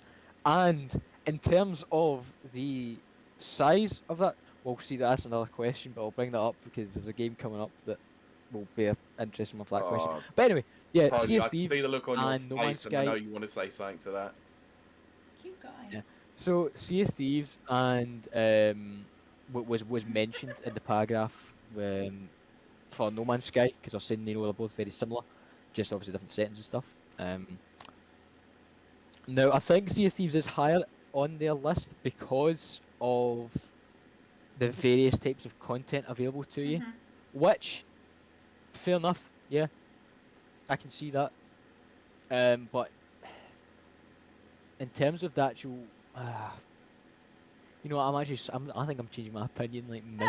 Like, yeah, you know that, because the more I think about it, yeah, Sea of Thieves is fair enough not as big as No Man's Sky, but after that discussion we just had, No Man's Sky is more of a sandbox. Sea of Thieves is a sandbox game, as an open world pirate sandbox. But there's various types of content available to you. There is an end goal for you to achieve and pursue. Right. And there's various stories in it. You can do different types of campaign type things called tall tales. Brent seems to be echoing exactly what you're saying. Yeah. He says Sea of Thieves is weird. I think it started as a sandbox, but has become open world over time. Yeah. So you know what? Yeah, I suppose I can see it higher on an open world list over No Man's Sky. I still maybe wouldn't put it number 15. Right. No, absolutely not. I'd maybe keep it within the top 20. Yeah. Because I do like Sea of Thieves. It's a very good game. It's a gorgeous game as well. Oh gosh, yeah. Oh, Yeah, gosh, I mean, when it was first announced, I was absolutely blown away by how it looked, and it was interesting because obviously it's rare. They usually have a very striking art style, but yeah. And if you haven't played it yet on next gen, I highly recommend playing it next gen. The enhancements. Ooh, Are... I can do that now. all right, show offs. I need to do that this Anyway, week. I'm waiting for my Series X. God damn. It'll happen. Anyway, I know. Right, I need to bring some stuff up on this list, and I'm bursting at the seams here. I have to talk about it, I'm afraid. So bear with me a moment. On you go. So I'm going to mention I'll Xenoblade let you off the Chronicles. leash.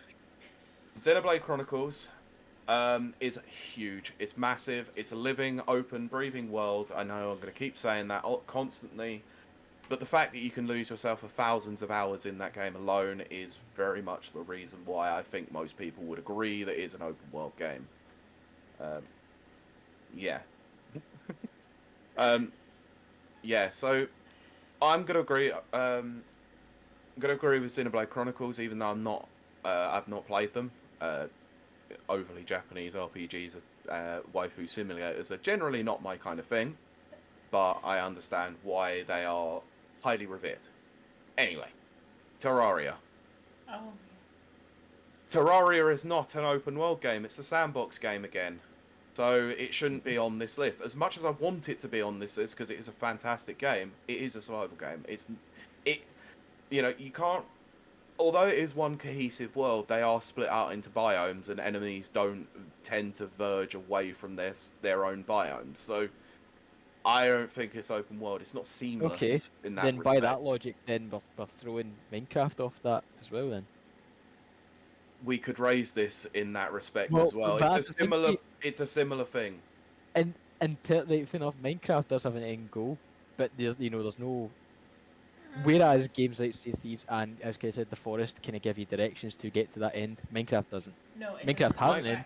Yeah, that's why I would also use the same argument for Minecraft being a sandbox game rather than an open world game. It's because it is. Yeah, 100%. I would say Ciaran, it's the definition. I am not disagreeing with you. I was going to raise this later on. I just wanted to preface it by saying that Terraria is on this list, and we haven't actually stated that Minecraft is on this list, but it is now on this list, clearly.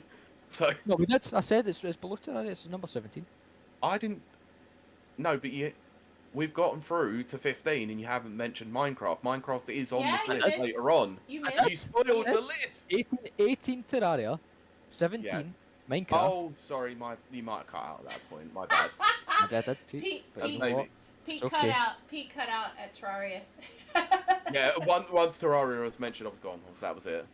Alright. Terraria and then Minecraft. So Minecraft is above it on the list. Understandably so, but they are the same game. They are both sandbox games. They're not open world games. Super Mario Odyssey. Yes. Deadbeat Punk has mentioned it in the chat, probably better than I could ever explain it. So I'm going to read his comment. Odyssey is a collection of excellent sandboxes. It is. Each individual world is its own unique sandbox. It's not an open world game. Just because it has some open world like elements into it doesn't necessarily make it an open world game. Which is what we were talking about with terms of, sandbox over open world.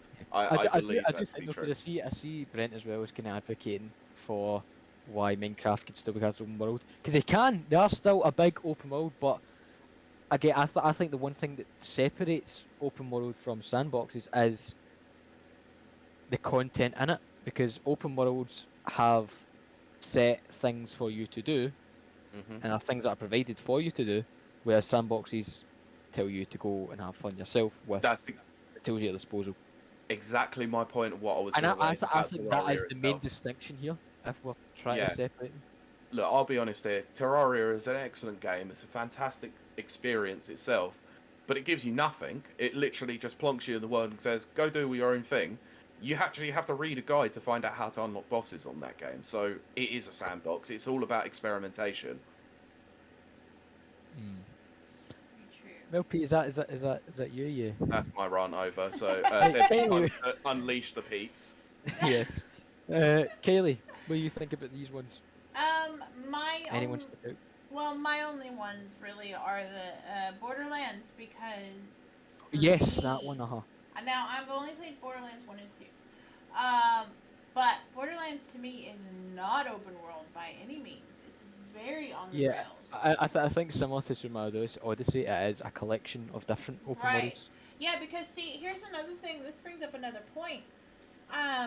For me, open world means one cohesive world. One cohesive world that you can, yes, you can go open up parts of it, but you can always go back to, like, if you can open up a new part, let's say GTA or something. Yeah, like I was gonna mention the Yeah, I was going to mention the islands on GTA 3 and Vice City, basically, as being that respect. Whereas with Borderlands, you can never go back. You can't go backwards. If you missed something, once Pandora is... Well, no spoilers, but... How do I say this without spoilers? It's very difficult to go back. There's no way to go back. Is this the first game you're talking about? Both of them. They both follow the same exact pattern. I'm pretty sure Borderlands 2, you could always go back to the areas. Nope. Once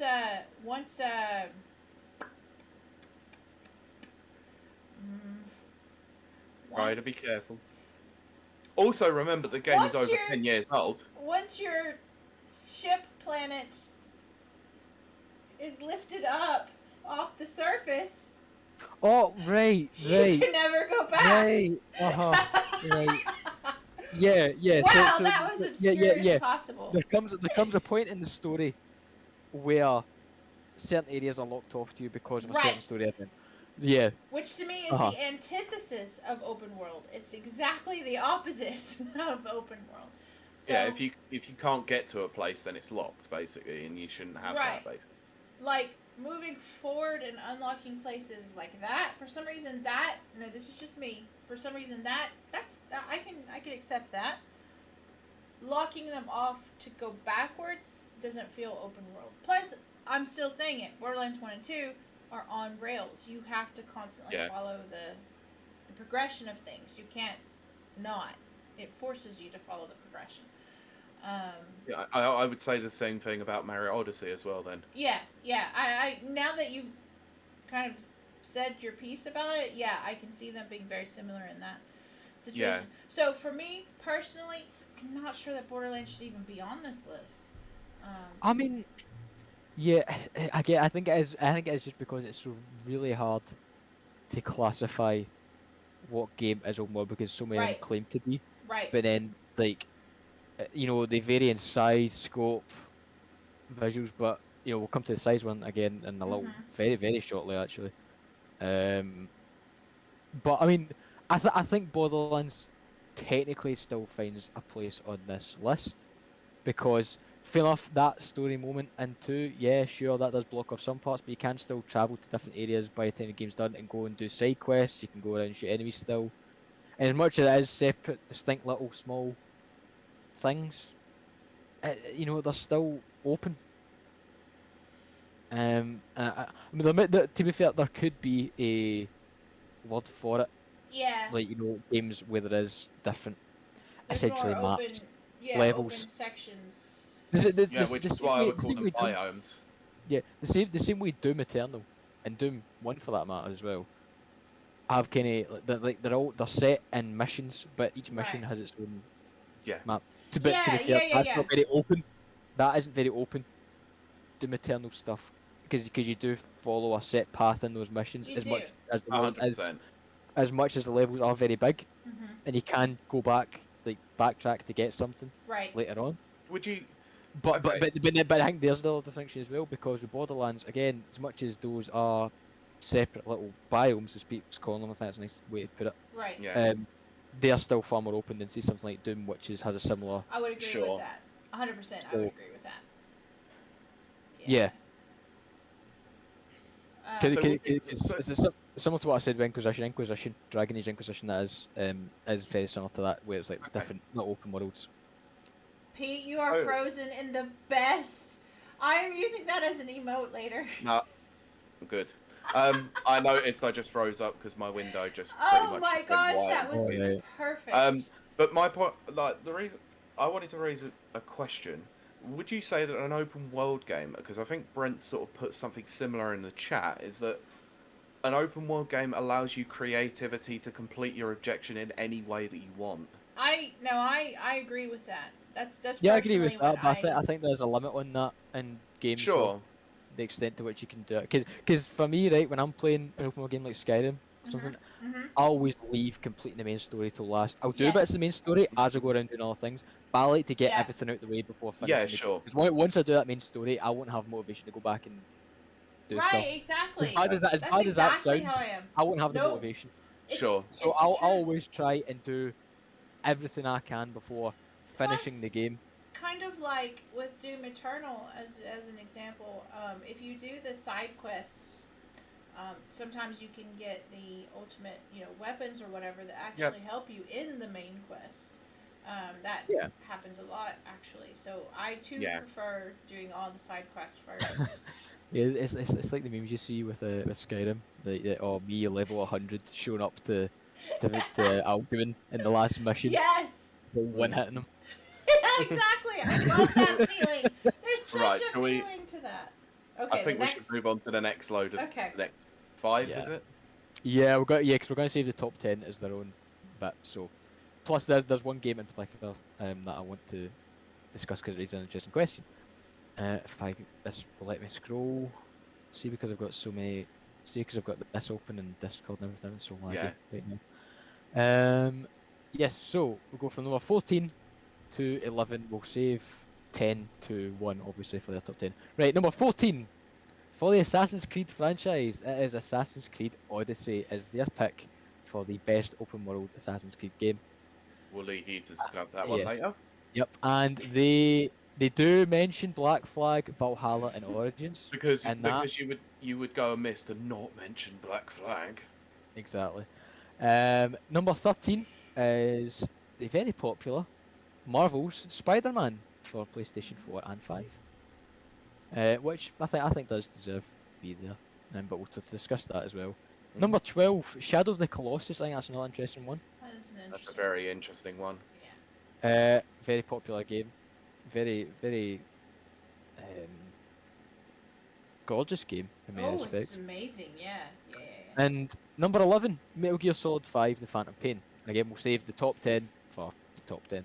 Yeah, sure. So, wait, so Metal Gear 11 on this one. Yeah. Who's what? Sorry. I said 14 to 11 on this one. Yep, these are, I think most of these are good choices, if I'm honest. Yeah, I'm happy to see them where they are.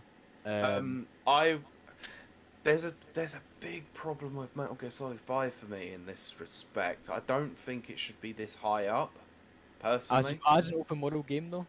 It's a very good open world game, and it's a very good attempt at an open world like Metal Gear Solid game for once. And let's not beat around the bush here. This game cost Kojima his job at Konami, so we're not going to complain. We need to complain a little bit about that one, but in terms of the open world, I think it is an open world game. The only problem I have with that is that obviously there are objection areas to it. If it was truly an open world game, you would be able to leave the objection area without failing a mission. That right there is my only complaint with it being on the list. Yeah, it does feel a little bit more on rails because of that reason, but the creativity and how you complete the missions is the one thing that I would say that makes this incredible in that respect. What do you think of Shadow of Colossus being at 12? I haven't played the game, so I can't comment. It's very weird to me that that's considered open world, but I mean... See, that's what I was thinking. In comparison to some of the other stuff that's shown up, okay, fine. It's not something that I would claim as open world, personally. So I think it's a bit high on the list. I don't think it should have been higher than Sea of Thieves, that's for sure, if we're... Okay. Yeah. I think it's the only thing I would say about Shadow of the Colossus from what I've seen about it is that it is very cohesive. Even for back in the day on a PS2 game, it was the fact that you literally roamed this world trying to find these colossi. You know, that does sort of make it an open world game. Yeah, that's how it's made it on. Yeah. Yeah. Okay. I can see that. I think it's far too high. You do have to go and find them. Yeah, and it does give you a large world to explore to find them. You obviously have to use certain patterns to find them as well, from what I remember. You do. So I would say that is more open world than I think most people give it credit for. The fact that they remade it for the PS4 would probably give that more credence, but it was a PS2 game, and as such, we do have to kind of think about the limitations of the system. Here's the thing, though. Thinking of limitations of the system, holy quack. Holy quack? Holy quack. Holy quack. There's our episode title. I think that should be it. Holy quack. But Shenmue. How is Shenmue not on the list then? Because Shenmue is the crap. That's why. Yeah, like Kiley, as much as open world, not every open world game is on this list. We're talking about the best ones here. Well, but if we're gonna put the best of the best. But if we're gonna put Shadow of Colossus on there, Shenmue should have been on there strictly for. I mean, in terms of quality, are they not two very different games quality-wise? If you take it completely in the year that it came out, which I think was like 98, when no one else. 98, yeah, I'm sure of it. When no one else was doing. Aw. First of all, thank you, Tim. I apologise, Tim. It has not it's a game that hasn't aged well, I'm afraid. While it hasn't. Oh my gosh.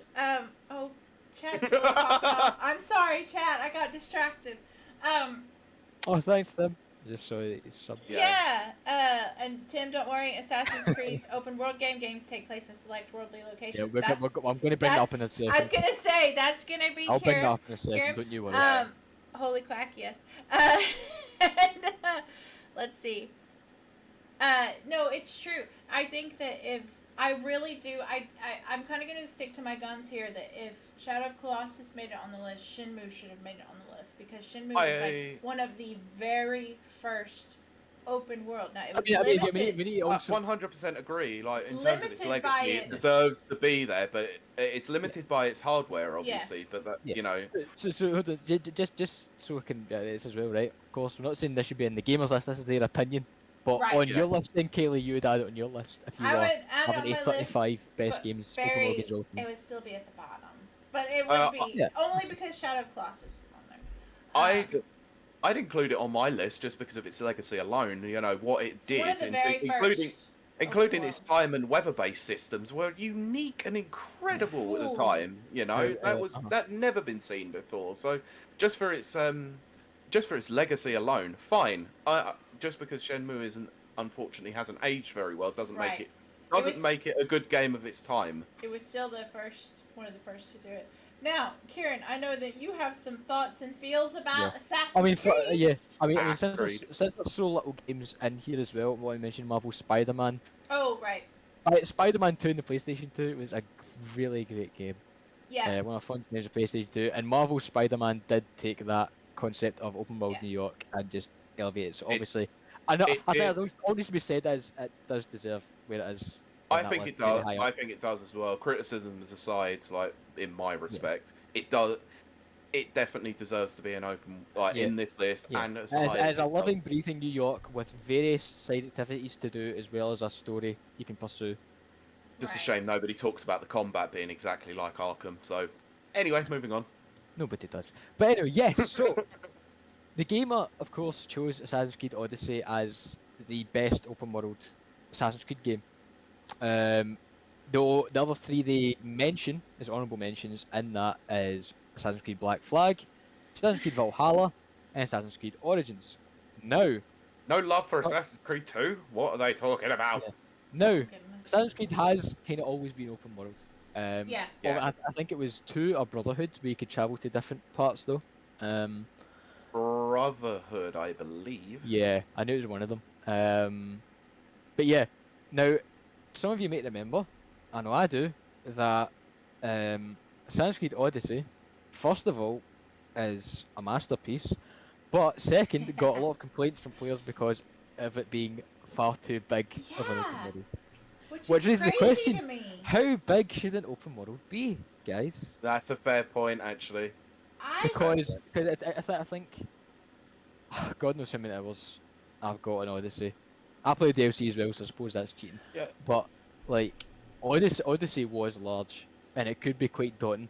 But I played it in a way where, again, similar to Skyrim, I would go because it was kind of split in regions in Odyssey as well. I would go to a region where the story is. I'd do the kind of side stuff there, Yeah. story, and then eventually there'd be a point where I'd maybe need to get to the right level to then carry on the story, which is, I think, is a nice way Assassin's Creed kind of limits it and gives you that time to explore and do all the side stuff, as much as it's a hindrance at times, being level capped for certain missions and stuff. I think that was a nice way they'd done it. But yes, I will say, Odyssey was cussing huge. It was massive. Okay. But I still think compared to Valhalla, anyway, the fact that there was so much, there was a lot of emphasis put on like sea travel and the kind of combat in the ocean in Odyssey that Valhalla doesn't have, kind of justified the size, because a lot of Odyssey is water, similar to Black Flag. Yeah. Yeah. And also, isn't it ironic that Valhalla's a smaller world, let's say, but a longer game? I know, but see, I think from a narrative perspective, it makes up for it. But that's a whole other discussion. Yeah, we'll talk about that. Yeah, but yeah, no, I do think out of the new three, right? So out of Origins, Odyssey, and Valhalla, I probably would agree that Odyssey is the best open world. From an open world perspective, yes, in terms of scope, the looks, the content, there's a lot of empty space in it though, mind you, don't get me wrong. But again, I think because the fact there is an emphasis on sea travel in Odyssey, that makes up for the travel aspect, because sailing across the sea can be quite fun, and there's stuff to do on the ocean as well as land. Yeah. Where the land is probably some of the most barren areas. Okay. But yeah, I would put it there. Valhalla is still miraculous. Yeah. Dead. I am not. No, get this racist out of it. Deadbeat says Odyssey is a ball of islands, but Valhalla lets you better the English. You know what, Deadbeat? That is something. Get this racist off our podcast. That really is something. No, but Pete, take it this way: they're bad Englishmen because they're supremacists, because they're the like. I know. I think they're meant to be Templars before Templars were a thing. I'm aware of the story beats behind it. I get it, but you know. But yeah, I will not have this bashing of the English on the show that I'm on. Yes, because we're accepting of everyone here. Yes. On Views. Yep, and you've definitely sidetracked us again, Deadbeat Punk. Thank you. It used to be the fact that me and Kylie were never able to stay on track, but now you're the master of distracting. But let us know, chat and our audio listeners, if you think that was Odyssey too big. What Assassin's Creed game would you say is the best open world? And before we move on for that, actually, that's reminded me, Black Flag, they do mention it because people will just scream. You don't mention Black Flag in the best. Yeah, that customary honorary mention, you know. Because Black Flag is great. I think even now it's a bit overhyped, but that's all I will say on the matter. I think it was certainly worth a mention though, because of the old school Assassin's Creed games, it probably is the best. Okay. Well, this is a really interesting comment from Tim, actually. So, Tim, sir, in the chat has put, it should be big enough that you genuinely feel like you're in the world, able to explore it fully, but shouldn't feel like a realistic world, if that makes sense. It just gets too overwhelming and sucks out the fun when it becomes a chore.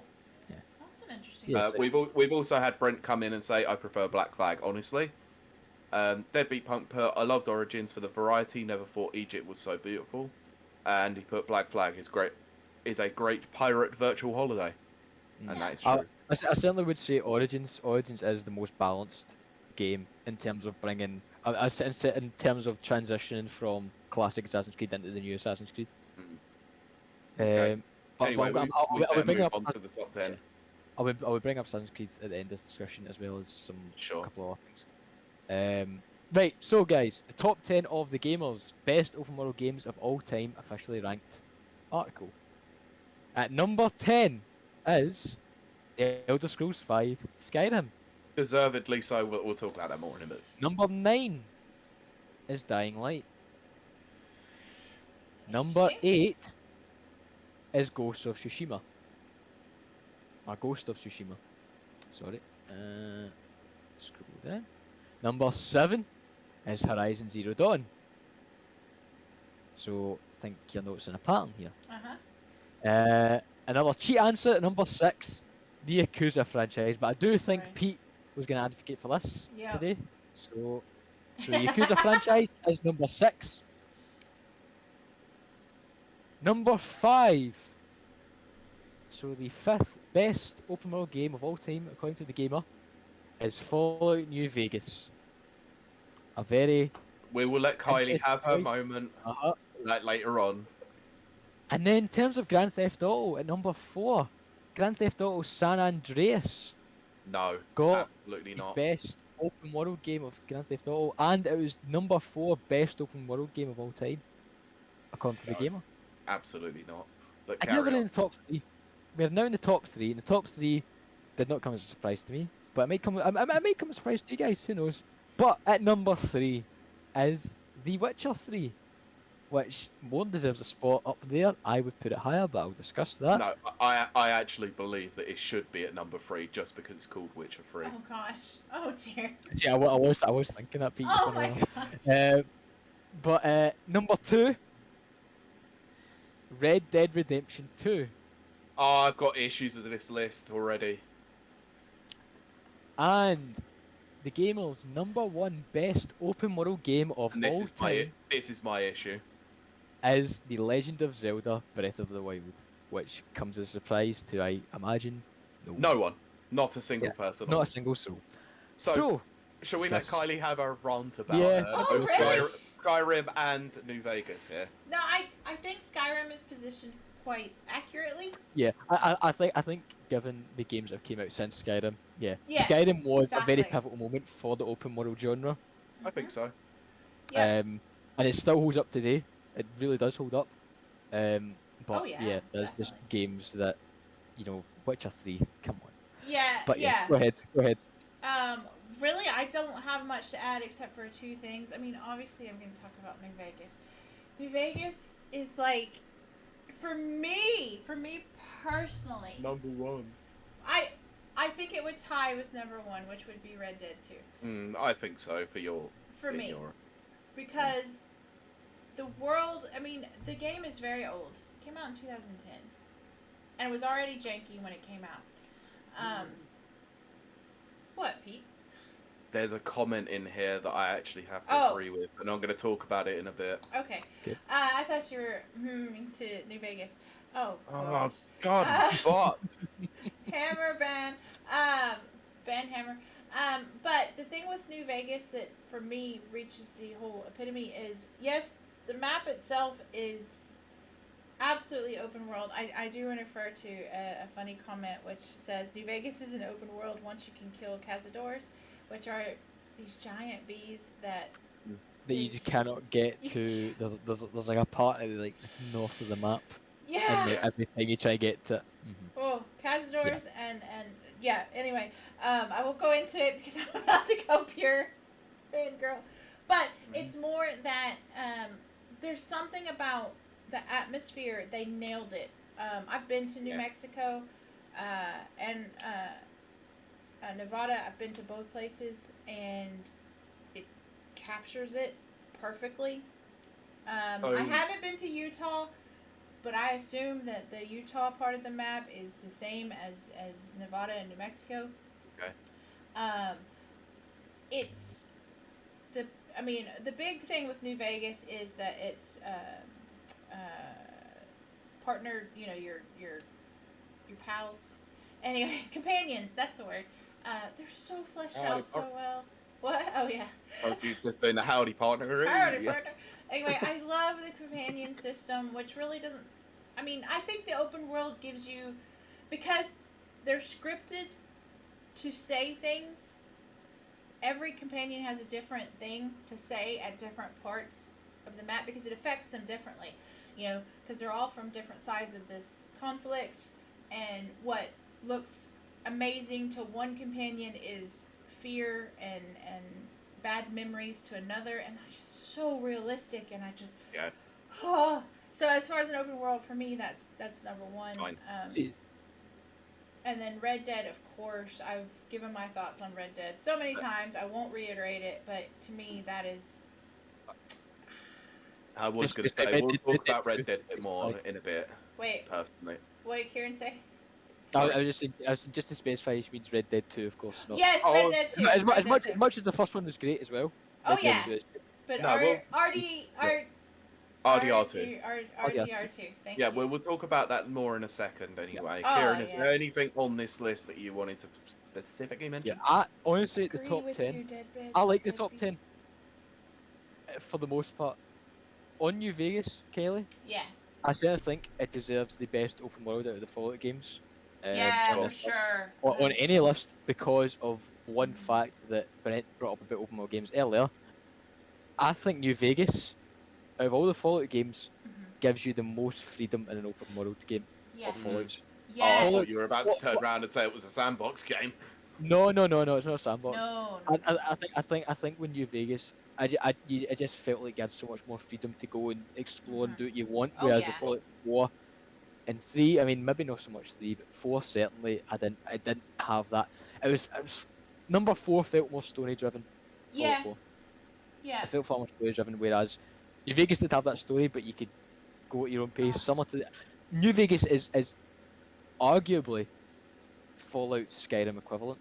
I would agree with that. I would agree with that. I mean, being that Skyrim actually was built off of New Vegas anyway, so yes. Yeah. I agree with that. So, but yeah, Red Dead Redemption 2 being in any top 3 best open world games. Yeah, because Red Dead Redemption 2 has so much depth, detail, and intricacies to it that it's so clear that Rockstar put so much effort into making it. As much as Kylie's on a soapbox. No, and not in soapbox exactly, but they did have a team. Don't forget. I'm sorry. I'm always gonna love this little fact. They had a whole team on just the horses. Testicles.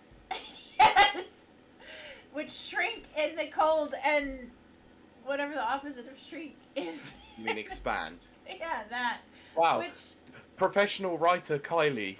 I don't have those body parts. I don't think of them that way. So as much as that I guess that contributes to the open world discussion. It does. That's the detail. Well, yeah. So yeah, but yeah, I like Skyrim at 10. Again, I already admit we already talked about why Skyrim at 10 is fine. The Witcher 3. Yes, that's what you want. I love The Witcher 3. Sorry, Ciaran, can I stop you there?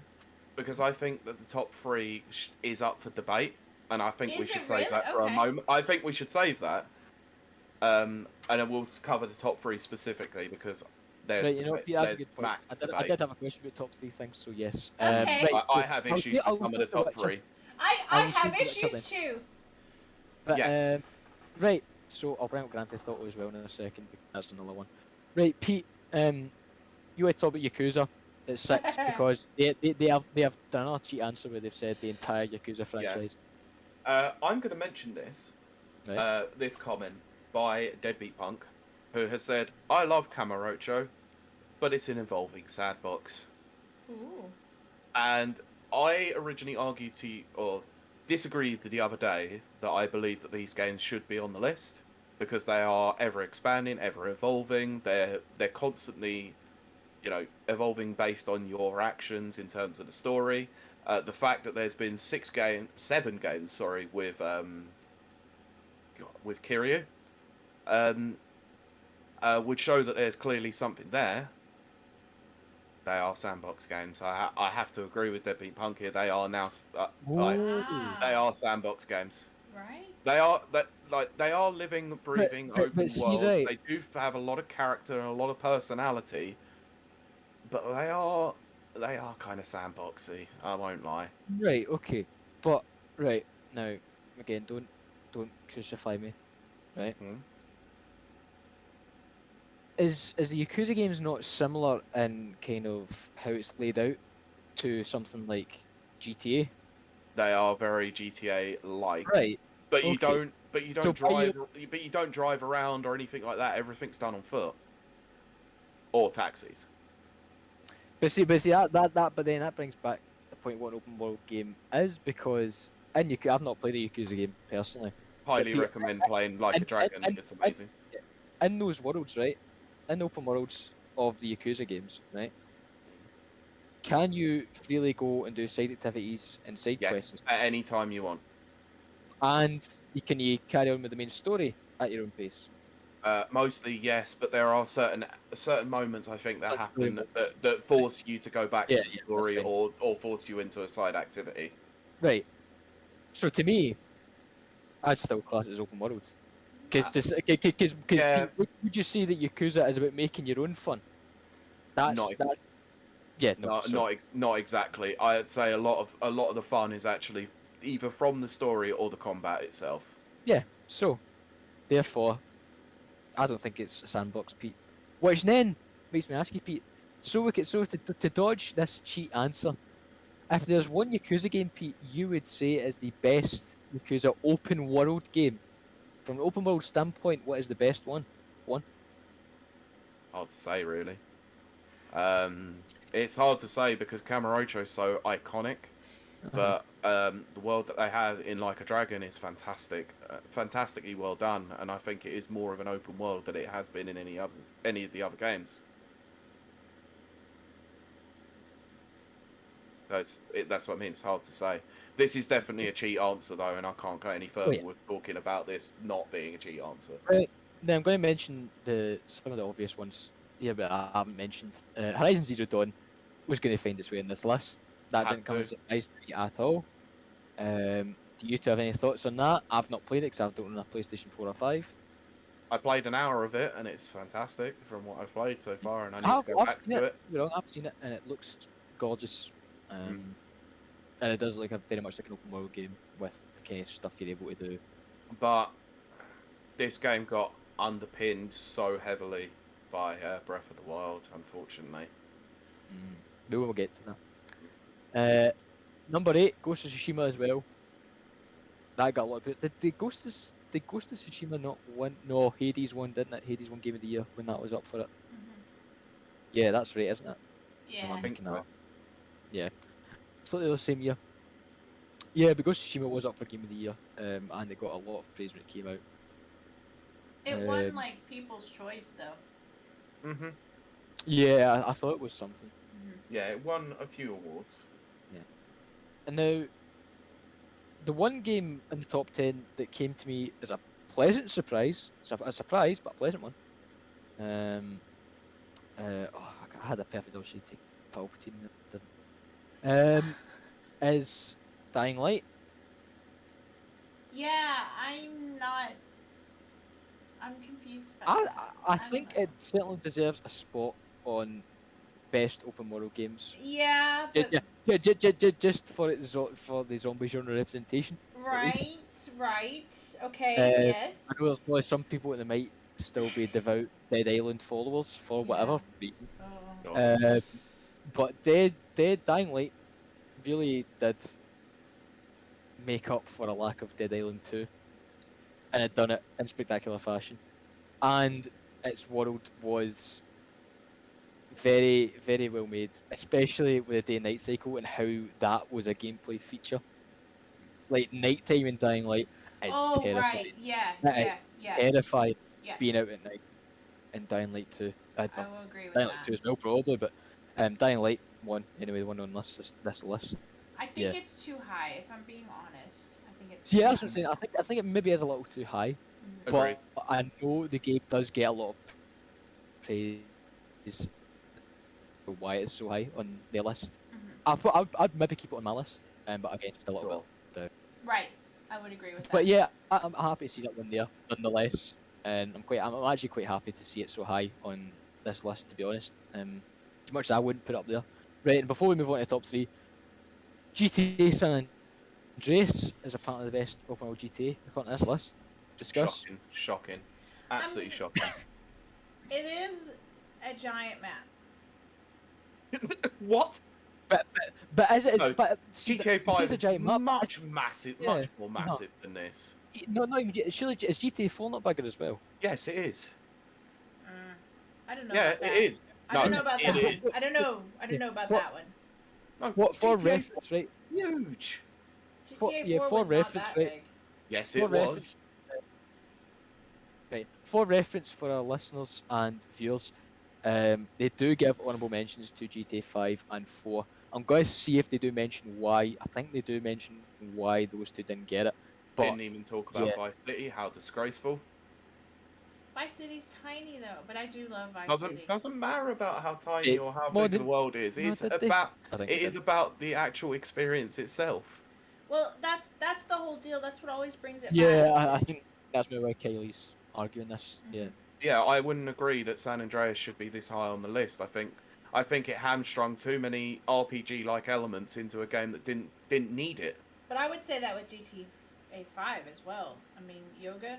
Really? No, those are side activities. What I mean is actual stat building. The RPG element stat building is not something that should ever be in a GTA game. It works better in a San Andreas, not in a Saints Row game, for sure. It doesn't work in a GTA game. It makes the missions unbelievably stupid. And we all look at that crappy train mission. That can be manipulated because of your stats, so it shouldn't exist. Yes, I agree with you there. Tim says... Right, sorry, I'll let you go. I was just going to hit chat up, which is Tim says, if San Andreas is higher on the list, I'd argue GTA 3 should be as high then. I agree. Right, it's kind of with the Vice City argument as well. Then again, I am playing GTA 5 as we speak. Right, so... That's what Debbie, I was going to say that. I was literally going to say that. I have heard that line far too many goddamn times. It is now officially PTSD every time I hear it. For reference to our audio listeners, because we want to cater to you guys too, Deadbeat just put in live chat. All you had to do was follow the damn train, Pete. Obviously. Yeah, if my driving skills were too poor, then I couldn't follow the damn train, could I? So good. Yeah, right. So from me reading their section on the GTA games here, they do there's a sense for GTA 5. Say it might seem weird that the longest lasting and most profitable GTA Grand Theft Auto game is the lowest ranked in this entry, but we promise it makes sense. Right. The way that it seems they're grading the GTA games in terms of open world kind Oh no. We've lost Ciaran. Value is in terms of the way they talk about GTA 4 suggests that should have been their top pick, but right, maybe. Yeah. So, but yeah, I think they're getting the quality of the actual open world experience and the things you are able to do in the open world and how it feels. Because I think they say for GTA 5 in terms of single player, because they're discounting GTA Online. Right. Because how that is as a kind of role playing thing, it's more massive. so than anything else. They say in terms of the single player campaign, the online open world against two previous games that don't have an online. Well, GTA 4 did have an online element, but not to the extent GTA Online is. So I think that'd be unfair. So in terms of single player, anyway, they say the base campaign and world of GTA 5 is just a lot more forgettable than its two most recent predecessors. Wow. What? So that's the thing. No, shut up. Well, Pete, right, listen, this is their opinion, and that's fine. If they has an opinion, that's fine. And a person by the name of Kirk McKeon works at the Gamer who has trash opinions. So I'm not going to mention it any more than that. Mr. I worked for VG 24/7 once. I should have a graphic that goes Pete rant, Pete rant, Pete rant. Yeah, I was going to say. Yeah, I don't mind the Gamer. There could be a lot worse, but that statement is just like, oh yeah, because it's the most successful GTA, we can't call it the best. End of the day, right? We're not here to slam other games journalists because everyone has their opinions. We respect all. You don't know this show then. So. Now we'll move on to top 3 discussion because I think, well, Kelly, you already discussed, we did already discuss Red Dead Redemption 2. I think, Pete, you had something to say about Red Dead 2 being at number 2? I'm going to be honest here, and I would say that probably Red Dead should be 1. Although I wasn't a big fan of the game itself, the world itself is unbelievable. Yeah. It is that the as most... an overall game, you think it is? It is the most realistic world I think I've ever planted myself in that is not obviously a real world. It's glorious. It's ridiculous. It actually feels like a breathing ecosystem, and that's personally why I probably should put it up there. I would probably also say the same thing about The Witcher 3. It probably should be number 2 rather than number 3. And I think Breath of the Wild gets put far too high on lists. I believe it should be in the top 10, but not quite in the top 3. Yes. Yeah.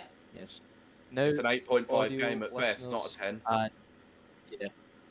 Yeah, so audio listeners and live viewers, do not cancel us for hating Breath of the Wild, because we don't hate Breath of the Wild. We think it's a great game. It's just that we think it gets a bit too much praise. Yeah, right. I never said, like, I've mentioned previously. Anyone who's a previous listener will know that I had a love-hate relationship with that game until very recently. So Sure. I can respect its practices. I can respect what it does well. It's just it's not a top 3 game. It's top 10 for sure.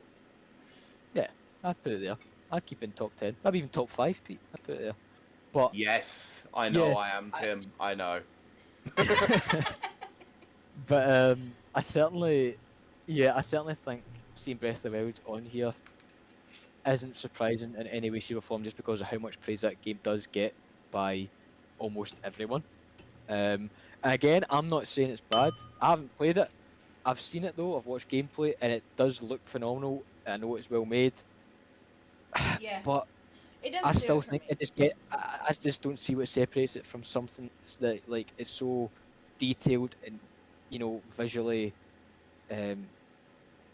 realistic and everything. Like Red Dead 2, for example. Red Dead 2 is so incredibly well made, Right. and there's so many things going on in the world. Like there's very minute, tailored encounters you can come across. Yes. Yep.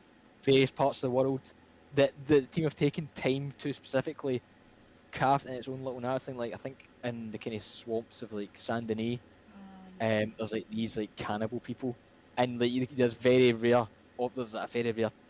time you can encounter them. Yep. And But it's brutal when you do, I guess. And there's like hidden Easter eggs all over the place that like then have things that go on when you find them, and it's Red Dead is just so intricate in comparison to many other open world games. Like the amount of time and effort put into developing Red Dead 2's open world, yes, was clearly a top priority for sure. Team at Rockstar. I would put it I personally would put it in number 1, but let's not beat around the bush here.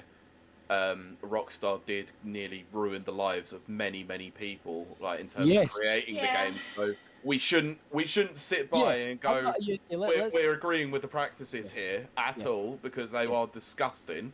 The 100-hour work weeks that people were doing is absolutely heinous, but they created a near masterpiece in that respect in terms of its world. Well done, Kylie.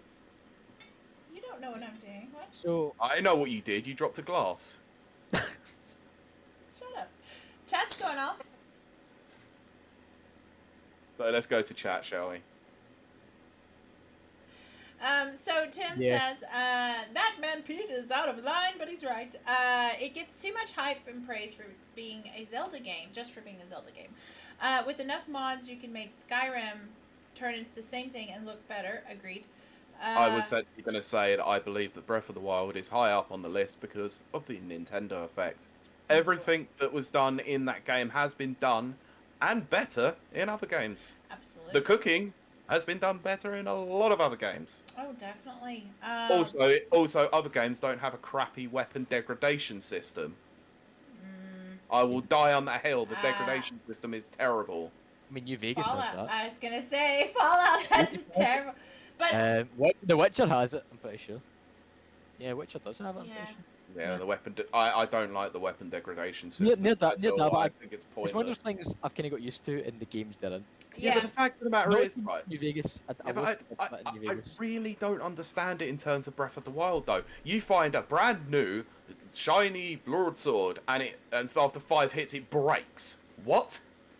That makes no sense. The whole point of a sword is it's supposed to stay stable. Do they have it to where, like in let's say, New Vegas, Fallout, I think even Skyrim does it, where you can just repair them? No, not at all. Once they're done, they're done. Ooh, I don't like that. Yeah, exactly my point. It's it's not just weapons. It's art. It's shields.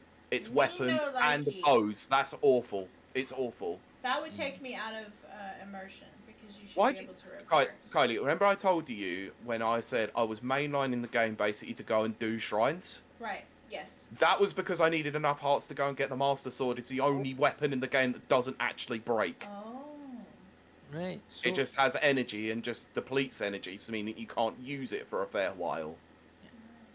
It's dumb. Dumb system. So just when Brent mentioned that, so Brent said, I feel out of place. Never played Nintendo or PlayStation exclusives. I don't like anything Rockstar, even The Witcher. Oh. So that then feeds into my next question. A kind of almost more or less a roundup question for this then. Now that we've gone through this list, which I think is still a pretty good list, as much as there is a lot of Sandbox games on here that should really be here. Right. What games, Kylie, Pete, and to audio listeners and chat, would your top 3 open world games of all time be? Ooh. Well.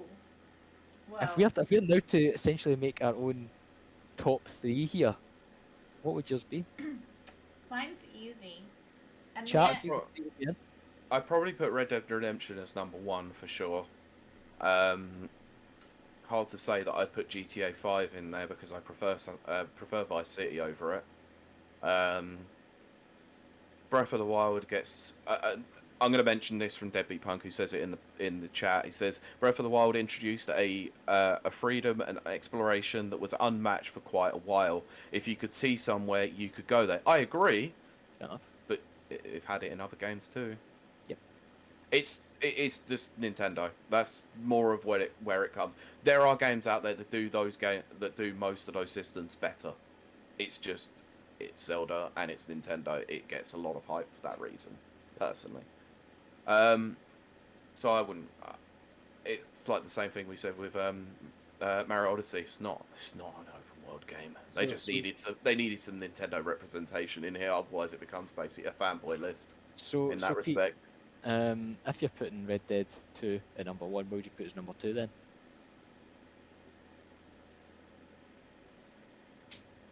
It's hard because I didn't know this question was coming. I didn't know this. Look, we need preparation for this. If I had known this, I would have put a top 3 together. We talked about it on Thursday.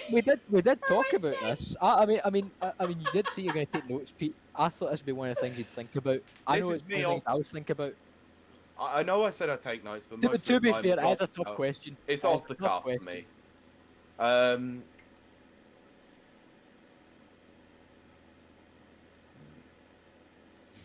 Probably put Spider-Man in there, actually.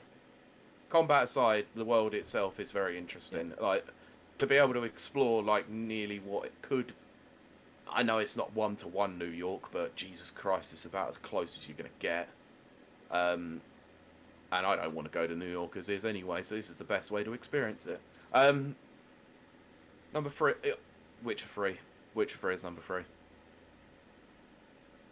Is that just for satisfaction's sake?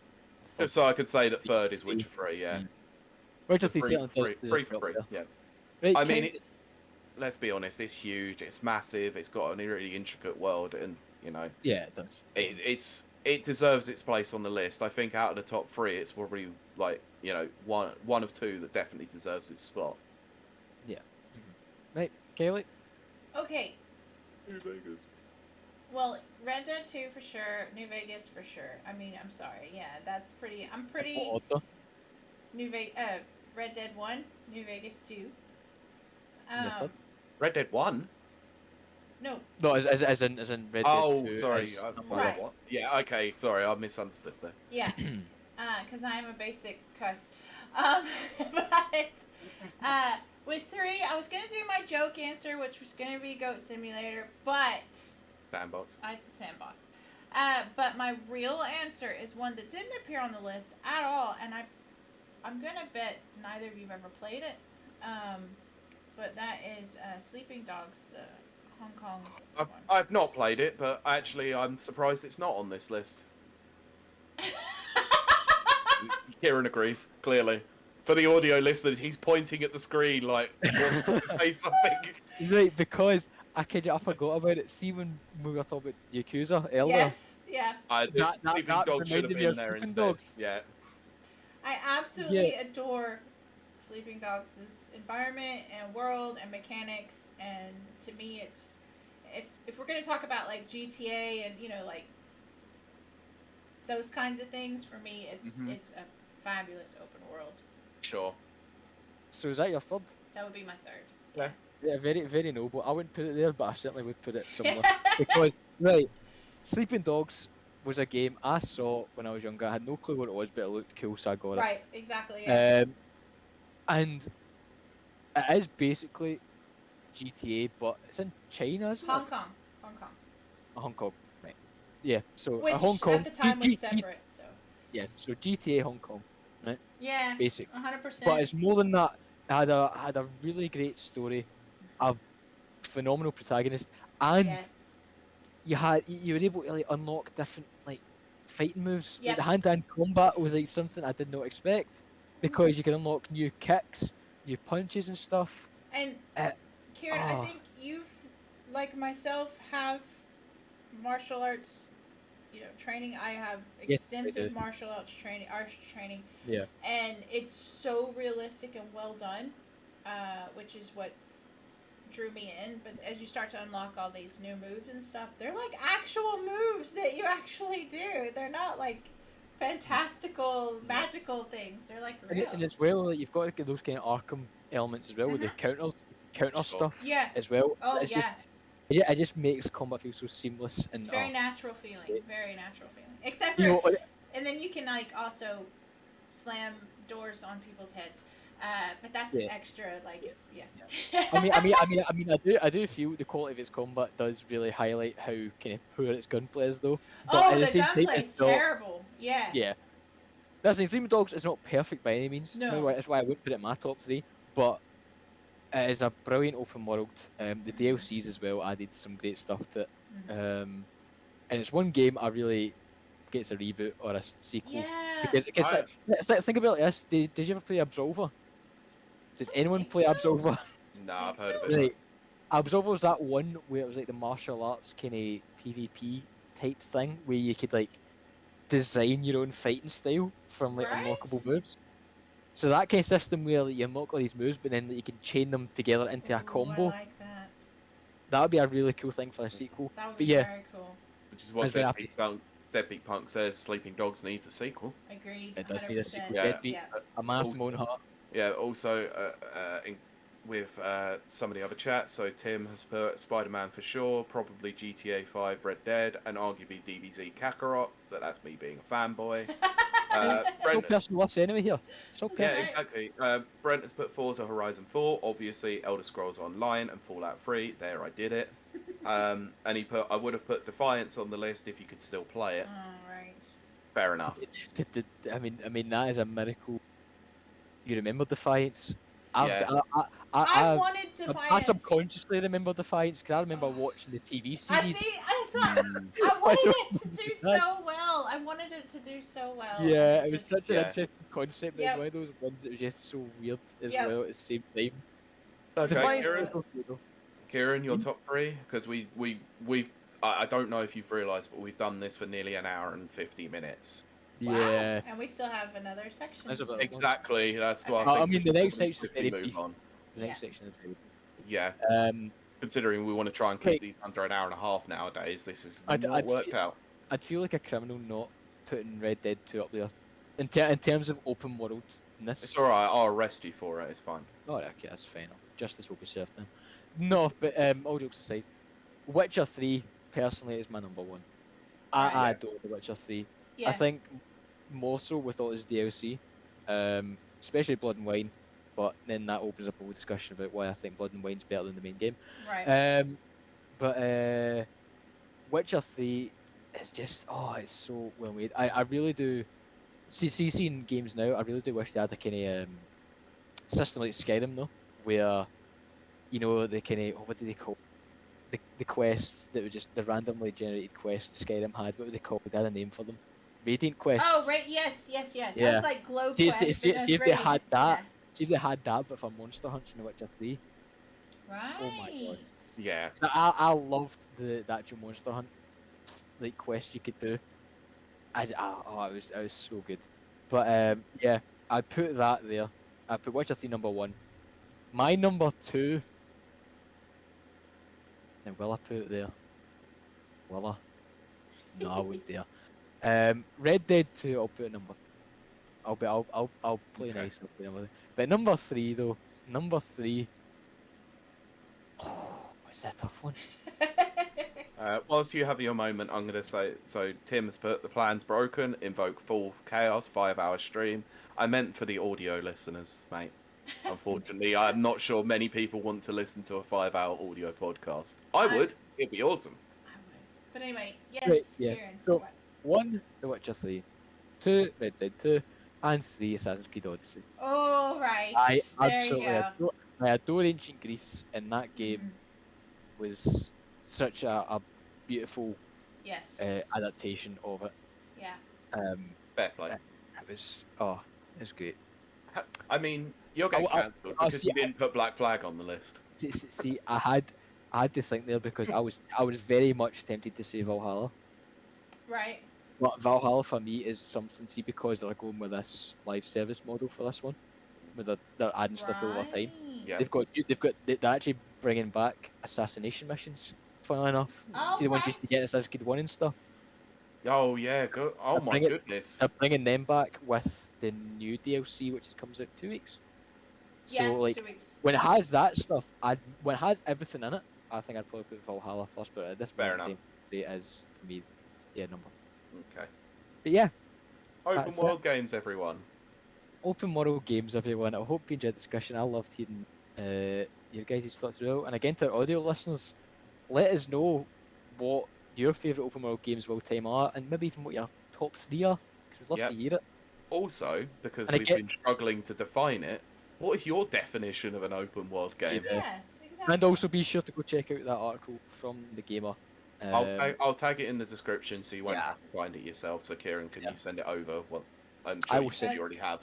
I have got the Yeah, post it again so it's closer when I edit it later. Now we've wrapped up this section, we have one more thing, don't we? We are. Yeah, we're Nintendo and an E3 presentation. We have just one more thing for you. And one thing before we go. We're gonna change gears, switch gears here to a little more serious, a little more somber. I know we don't normally do that, but yes, we 3 have got together and kind of come up with a way to handle this. I'm gonna say. Sorry, Tim. How dare you? Never cancel Smash. Yes. Moving on. Let's not get sidetracked. Yeah. I apologise. I saw Smash and Smash is cancelled and I had to mention. Yes. But if you've been following the news, and of course you have, unless you're living under a rock somewhere, but there's been a major upset in the gaming world with a lawsuit that's recently come out against Activision Blizzard. Now, this follows a series of things, having to do with like Ubisoft and other such entities and things like this. So a lot of other podcasts, other review sites and everything, they've all come out and made their statements and spoke against this. Now, we have discussed this because it's so serious. How are we going to handle it? That type of thing. Well, we're very fortunate that Ciaran's written something that I'm going to read, and then Pete has added a statement that I'll then follow up with it. So, without further ado, I think I'm just going to read it. It doesn't need a lot of backstory. Well, this is the backstory, I guess. No, I think everyone knows essentially what's going on, but for present, and for those who may not know, this is a brief sort of Overton window, basically. Right. Okay, so early last week, a lawsuit was brought against well-known video game developer and publisher Activision Blizzard. As reported by several outlets, the lawsuit was filed by the California Department of Fair Employment and Housing, or as it's known, the DFEH, following an investigation into the company's alleged discrimination of female employees. The lawsuit claims that the company has fostered a, quote, pervasive frat boy culture, which has made the company a, quote, breeding ground for harassment and discrimination against women. The suit claims that this has resulted in a disgusting level of mistreatment towards female employees, with female employees receiving fewer career opportunities and lower pay in comparison to their male counterparts. In addition, it is alleged female employees had work delegated to them by male colleagues who, it has been claimed, came into work hungover, while instead of doing the work themselves, played video games during work hours. Female employees have also been constantly subjected to various forms of sexual harassment and inappropriate behavior from male colleagues, the suit states. It goes on to allege that this has ranged from misogynistic and vulgar comments made about the female body and female employees by male coworkers to, quote, cube crawls, where male employees would reportedly consume copious amounts of alcohol before crawling through various office cubicles and engaging in inappropriate behavior towards female employees. The lawsuit also cites an incident where a female employee at the company took her own life while on a business trip with a male colleague, after experiencing severe sexual harassment at the company, including having nude photos of her passed around at a company party. Now, the lawsuit goes into more depth of what female employees at Activision Blizzard have had to endure at the company. We are not going to discuss those today. However, we will provide a link. Pete will be providing that, should you wish to read in depth for yourself. As news broke on the lawsuit, the story began to gain significant traction. Activision Blizzard were quick to release a statement on the matter, which challenged the DFEH, claiming that many of the claims made in the lawsuit were distorted, false, and inaccurate. It also mentions that Activision Blizzard are committed to tackling the inappropriate behavior and misconduct within their company, and that they have supposedly been very cooperative with the DFEH throughout their investigation into the company. That being said, the statement also claims that the DFEH had rushed through the lawsuit, citing this as something they will use to challenge the suit in court. Here's a portion of the statement that they released. We value diversity and strive to foster a workplace that offers inclusivity for everyone. There is no place in our company or any industry for sexual misconduct or harassment of any kind. We take every allegation seriously and investigate all claims. In cases related to misconduct, action was taken to address the issue. The DFEH includes distorted, and in many cases false, descriptions of Blizzard's past. We have been extremely cooperative with the DFEH throughout their investigation, including providing them with extensive data and ample documentation, but they refused to inform us what issues they perceived. We have strengthened our commitment to diversity, equity, and inclusion, and combined our employee networks at a global level to provide additional support. Employees must undergo regular anti-harassment training and have done so for many years. We are confident in our ability to demonstrate our practices as an equal opportunity employer that fosters a supportive, diverse, and inclusive workplace for our people, and we are committed to continuing this effort for years to come. It is a shame that the DFEH did not want to engage with us on what they thought they were seeing in the investigation. After this statement, staff then also received a number of emails from senior Activision Blizzard staff, including Executive J. Allen Brack and Executive Fran Townsend, where Brack addressed the allegations made in the lawsuit, calling them extremely troubling, and claiming he would be meeting with employees to answer questions and discuss how we can move forward. Townsend conveyed an antagonistic approach to the lawsuit, similar to the company's prior statement. As they say in the email, a recently filed lawsuit presented a distorted and untrue picture of our company, including factually incorrect, old, and out-of-context stories, some from more than a decade ago. Since then, a number of former and current Activision Blizzard employees have stood in support of one another and the lawsuit against the company. Bloomberg reported that over 2,000 current and former Activision Blizzard employees signed an open letter addressed to the heads of Activision Blizzard, supporting the lawsuit and voicing their outrage with the company's response. It reads, "We, the undersigned, agree that the statements from Activision Blizzard Incorporated and their legal counsel regarding the DFEH lawsuit, as well as the subsequent internal statement from Francis Townsend, are abhorrent and insulting to all that we believe our company should stand for. To put it clearly and unequivocally, our values as employees are not accurately reflected in the words and actions of our leadership. We believe these statements have damaged our ongoing quest for equality inside and outside of our industry, categorizing the claims that have been made as distorted and in many cases false. Creates a company atmosphere that disbelieves victims. It also casts doubt on our organization's ability to hold abusers accountable for their actions and foster a safe environment for victims to come forward in the future. These statements make it clear that our leadership is not putting values first. Immediate corrections are needed from the highest level of our organization. Our company executives have claimed that actions will be taken to protect us, but in the face of legal action and the troubling official responses that followed, we no longer trust that our leaders will place employee safety above their own interests.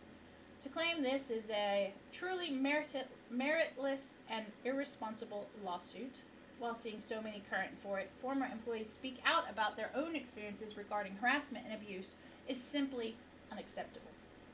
We call for official statements that recognize the seriousness of these allegations and demonstrate compassion for victims of harassment and assault. We call on Frances Townsend to stand by her word to step down as executive sponsor of the ABK Employee Women's Network as a result of the damaging nature of her statement. We call on the executive leadership team to work with us on new and meaningful efforts that ensure employees, as well as our community, have a safe place to speak and come forward. We stand with all our friends, teammates, and colleagues, as well as the members of our dedicated community who have experienced mistreatment or harassment of any kind. We will not be silenced, we will not stand aside, and we will not give up until the company we love is a workplace we can all feel proud to be part of again. We will be the change. Following this, Activision Blizzard employees organized a company-wide walkout which took place on July 28th of this year, which had seemingly grabbed the attention of Activision Blizzard leadership, who then released a statement describing their own response to the lawsuit and its allegations as tone deaf. The lawsuit and the stories remain the lawsuit and story remains ongoing, with new events transpiring over recent days, such as 500 Ubisoft employees from 32 studios signing an open letter in support of the Activision Blizzard walkout. A report from Kotaku detailing the story behind the infamous, quote, Cosby Suite, used by a number of senior male employees at the 2013 BlizzCon event, where said male employees would pose for photos with a portrait of Bill Cosby. And the news that Activision Blizzard shareholders would be investigating the company amid the lawsuit allegations. Now, that is a quick rundown of what has happened, for lack of a better term. I have so much I want to say about this, but I can't. We're not going to discuss it on this show because we feel that it's too much of a hotbed of contention. A lot of emotions would be involved in this. Look, I have a statement, though, don't we? I do have a yeah. statement. All I'm gonna say on this is when you were reading that out, I felt really emotional just hearing it. It was not cool. So let's move on. Right. So together we've come up. I stayed together. To be fair, Pete did write most of this. But It doesn't matter who wrote this. This has come as a statement from all three of us. Yeah. It was all signed by us. Yes. It may state something about our rapid reviews itself, but I feel strongly in the fact that I think most would probably agree, which is why I included it in the statement. Absolutely. So statement is as follows. We here at Rapid Reviews Radio, and by extension the wider Rapid Reviews UK community of writers and content creators, condemn the abhorrent and downright disgraceful behavior described in the lawsuit between the state of California and Activision Blizzard. We want to show our support and gratitude to those who've been brave enough to speak out about this incredible state of affairs within the company, to want to enable change and deliver a safe work environment for anybody, regardless of race, sexuality, gender identification, or religious beliefs. Whilst we would like to discuss this story with more fervor, as is usual for us to do on the podcast, we believe that, at this time, we are unfortunately not the best people to do so. This is mainly due to the following reason. We don't want to help recount tales of horror and abuse for entertainment and discussion at the cost of said persons or the wider community's mental health. We hope you understand this decision. However, when the lawsuit has reached its natural conclusion, either by settlement or completion of a trial and subsequent challenges, we may revisit the story to do a closing roundup. If anyone has seen all of these stories or have been following people on social media covering the story and have been affected by the contents of it, please reach out to anyone, whether personally or professionally, and discuss the issues raised by these heinous stories. And there is a specific number you can reach out to. I have blanked out on their name, but I couldn't remember, which is why I didn't include it. But they specifically handle this sorts of things. So, and they say, if this is bringing up difficult or traumatic feelings for you, please know that we are here. You can reach us by texting support to 23368. And I think I'll include it in the show notes as well in case you want to, talk about it.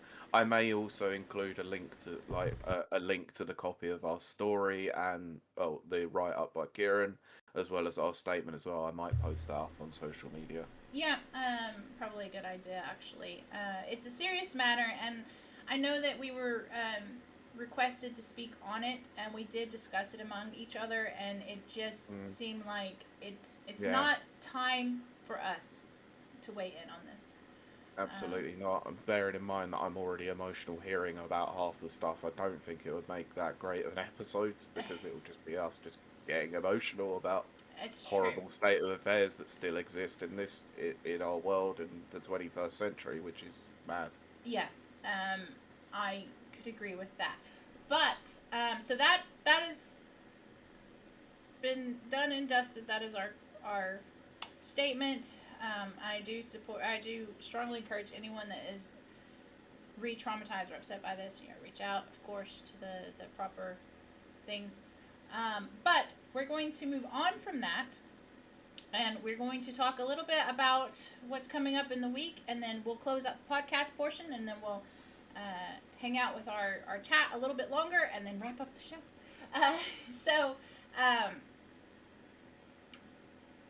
I would like to say that hopefully, fingers crossed, and no, I haven't been inoculated. Pete has his second jab. We will be meeting back with everyone this week. We might be streaming, so check us out on social media for all of that. Please come join us. We love it. What, Pete? I said sure. And while we're here and we're wrapping up, I am going to ask that we all three tell where people can find us. So, Pete, where can they find you? Well, you can find me on social media, at Pete Beckett1 on Twitter. If you want to hear my dulcet tones in any more than I already do, you can do so at The Neville Watchers, which is a Marvel Cinematic podcast, which can be found on most podcast players. Yes, absolutely. Ciaran, where can they find you? You can find me mostly on Twitter at TheMcGinn, which is TheEemcginn. And there you can find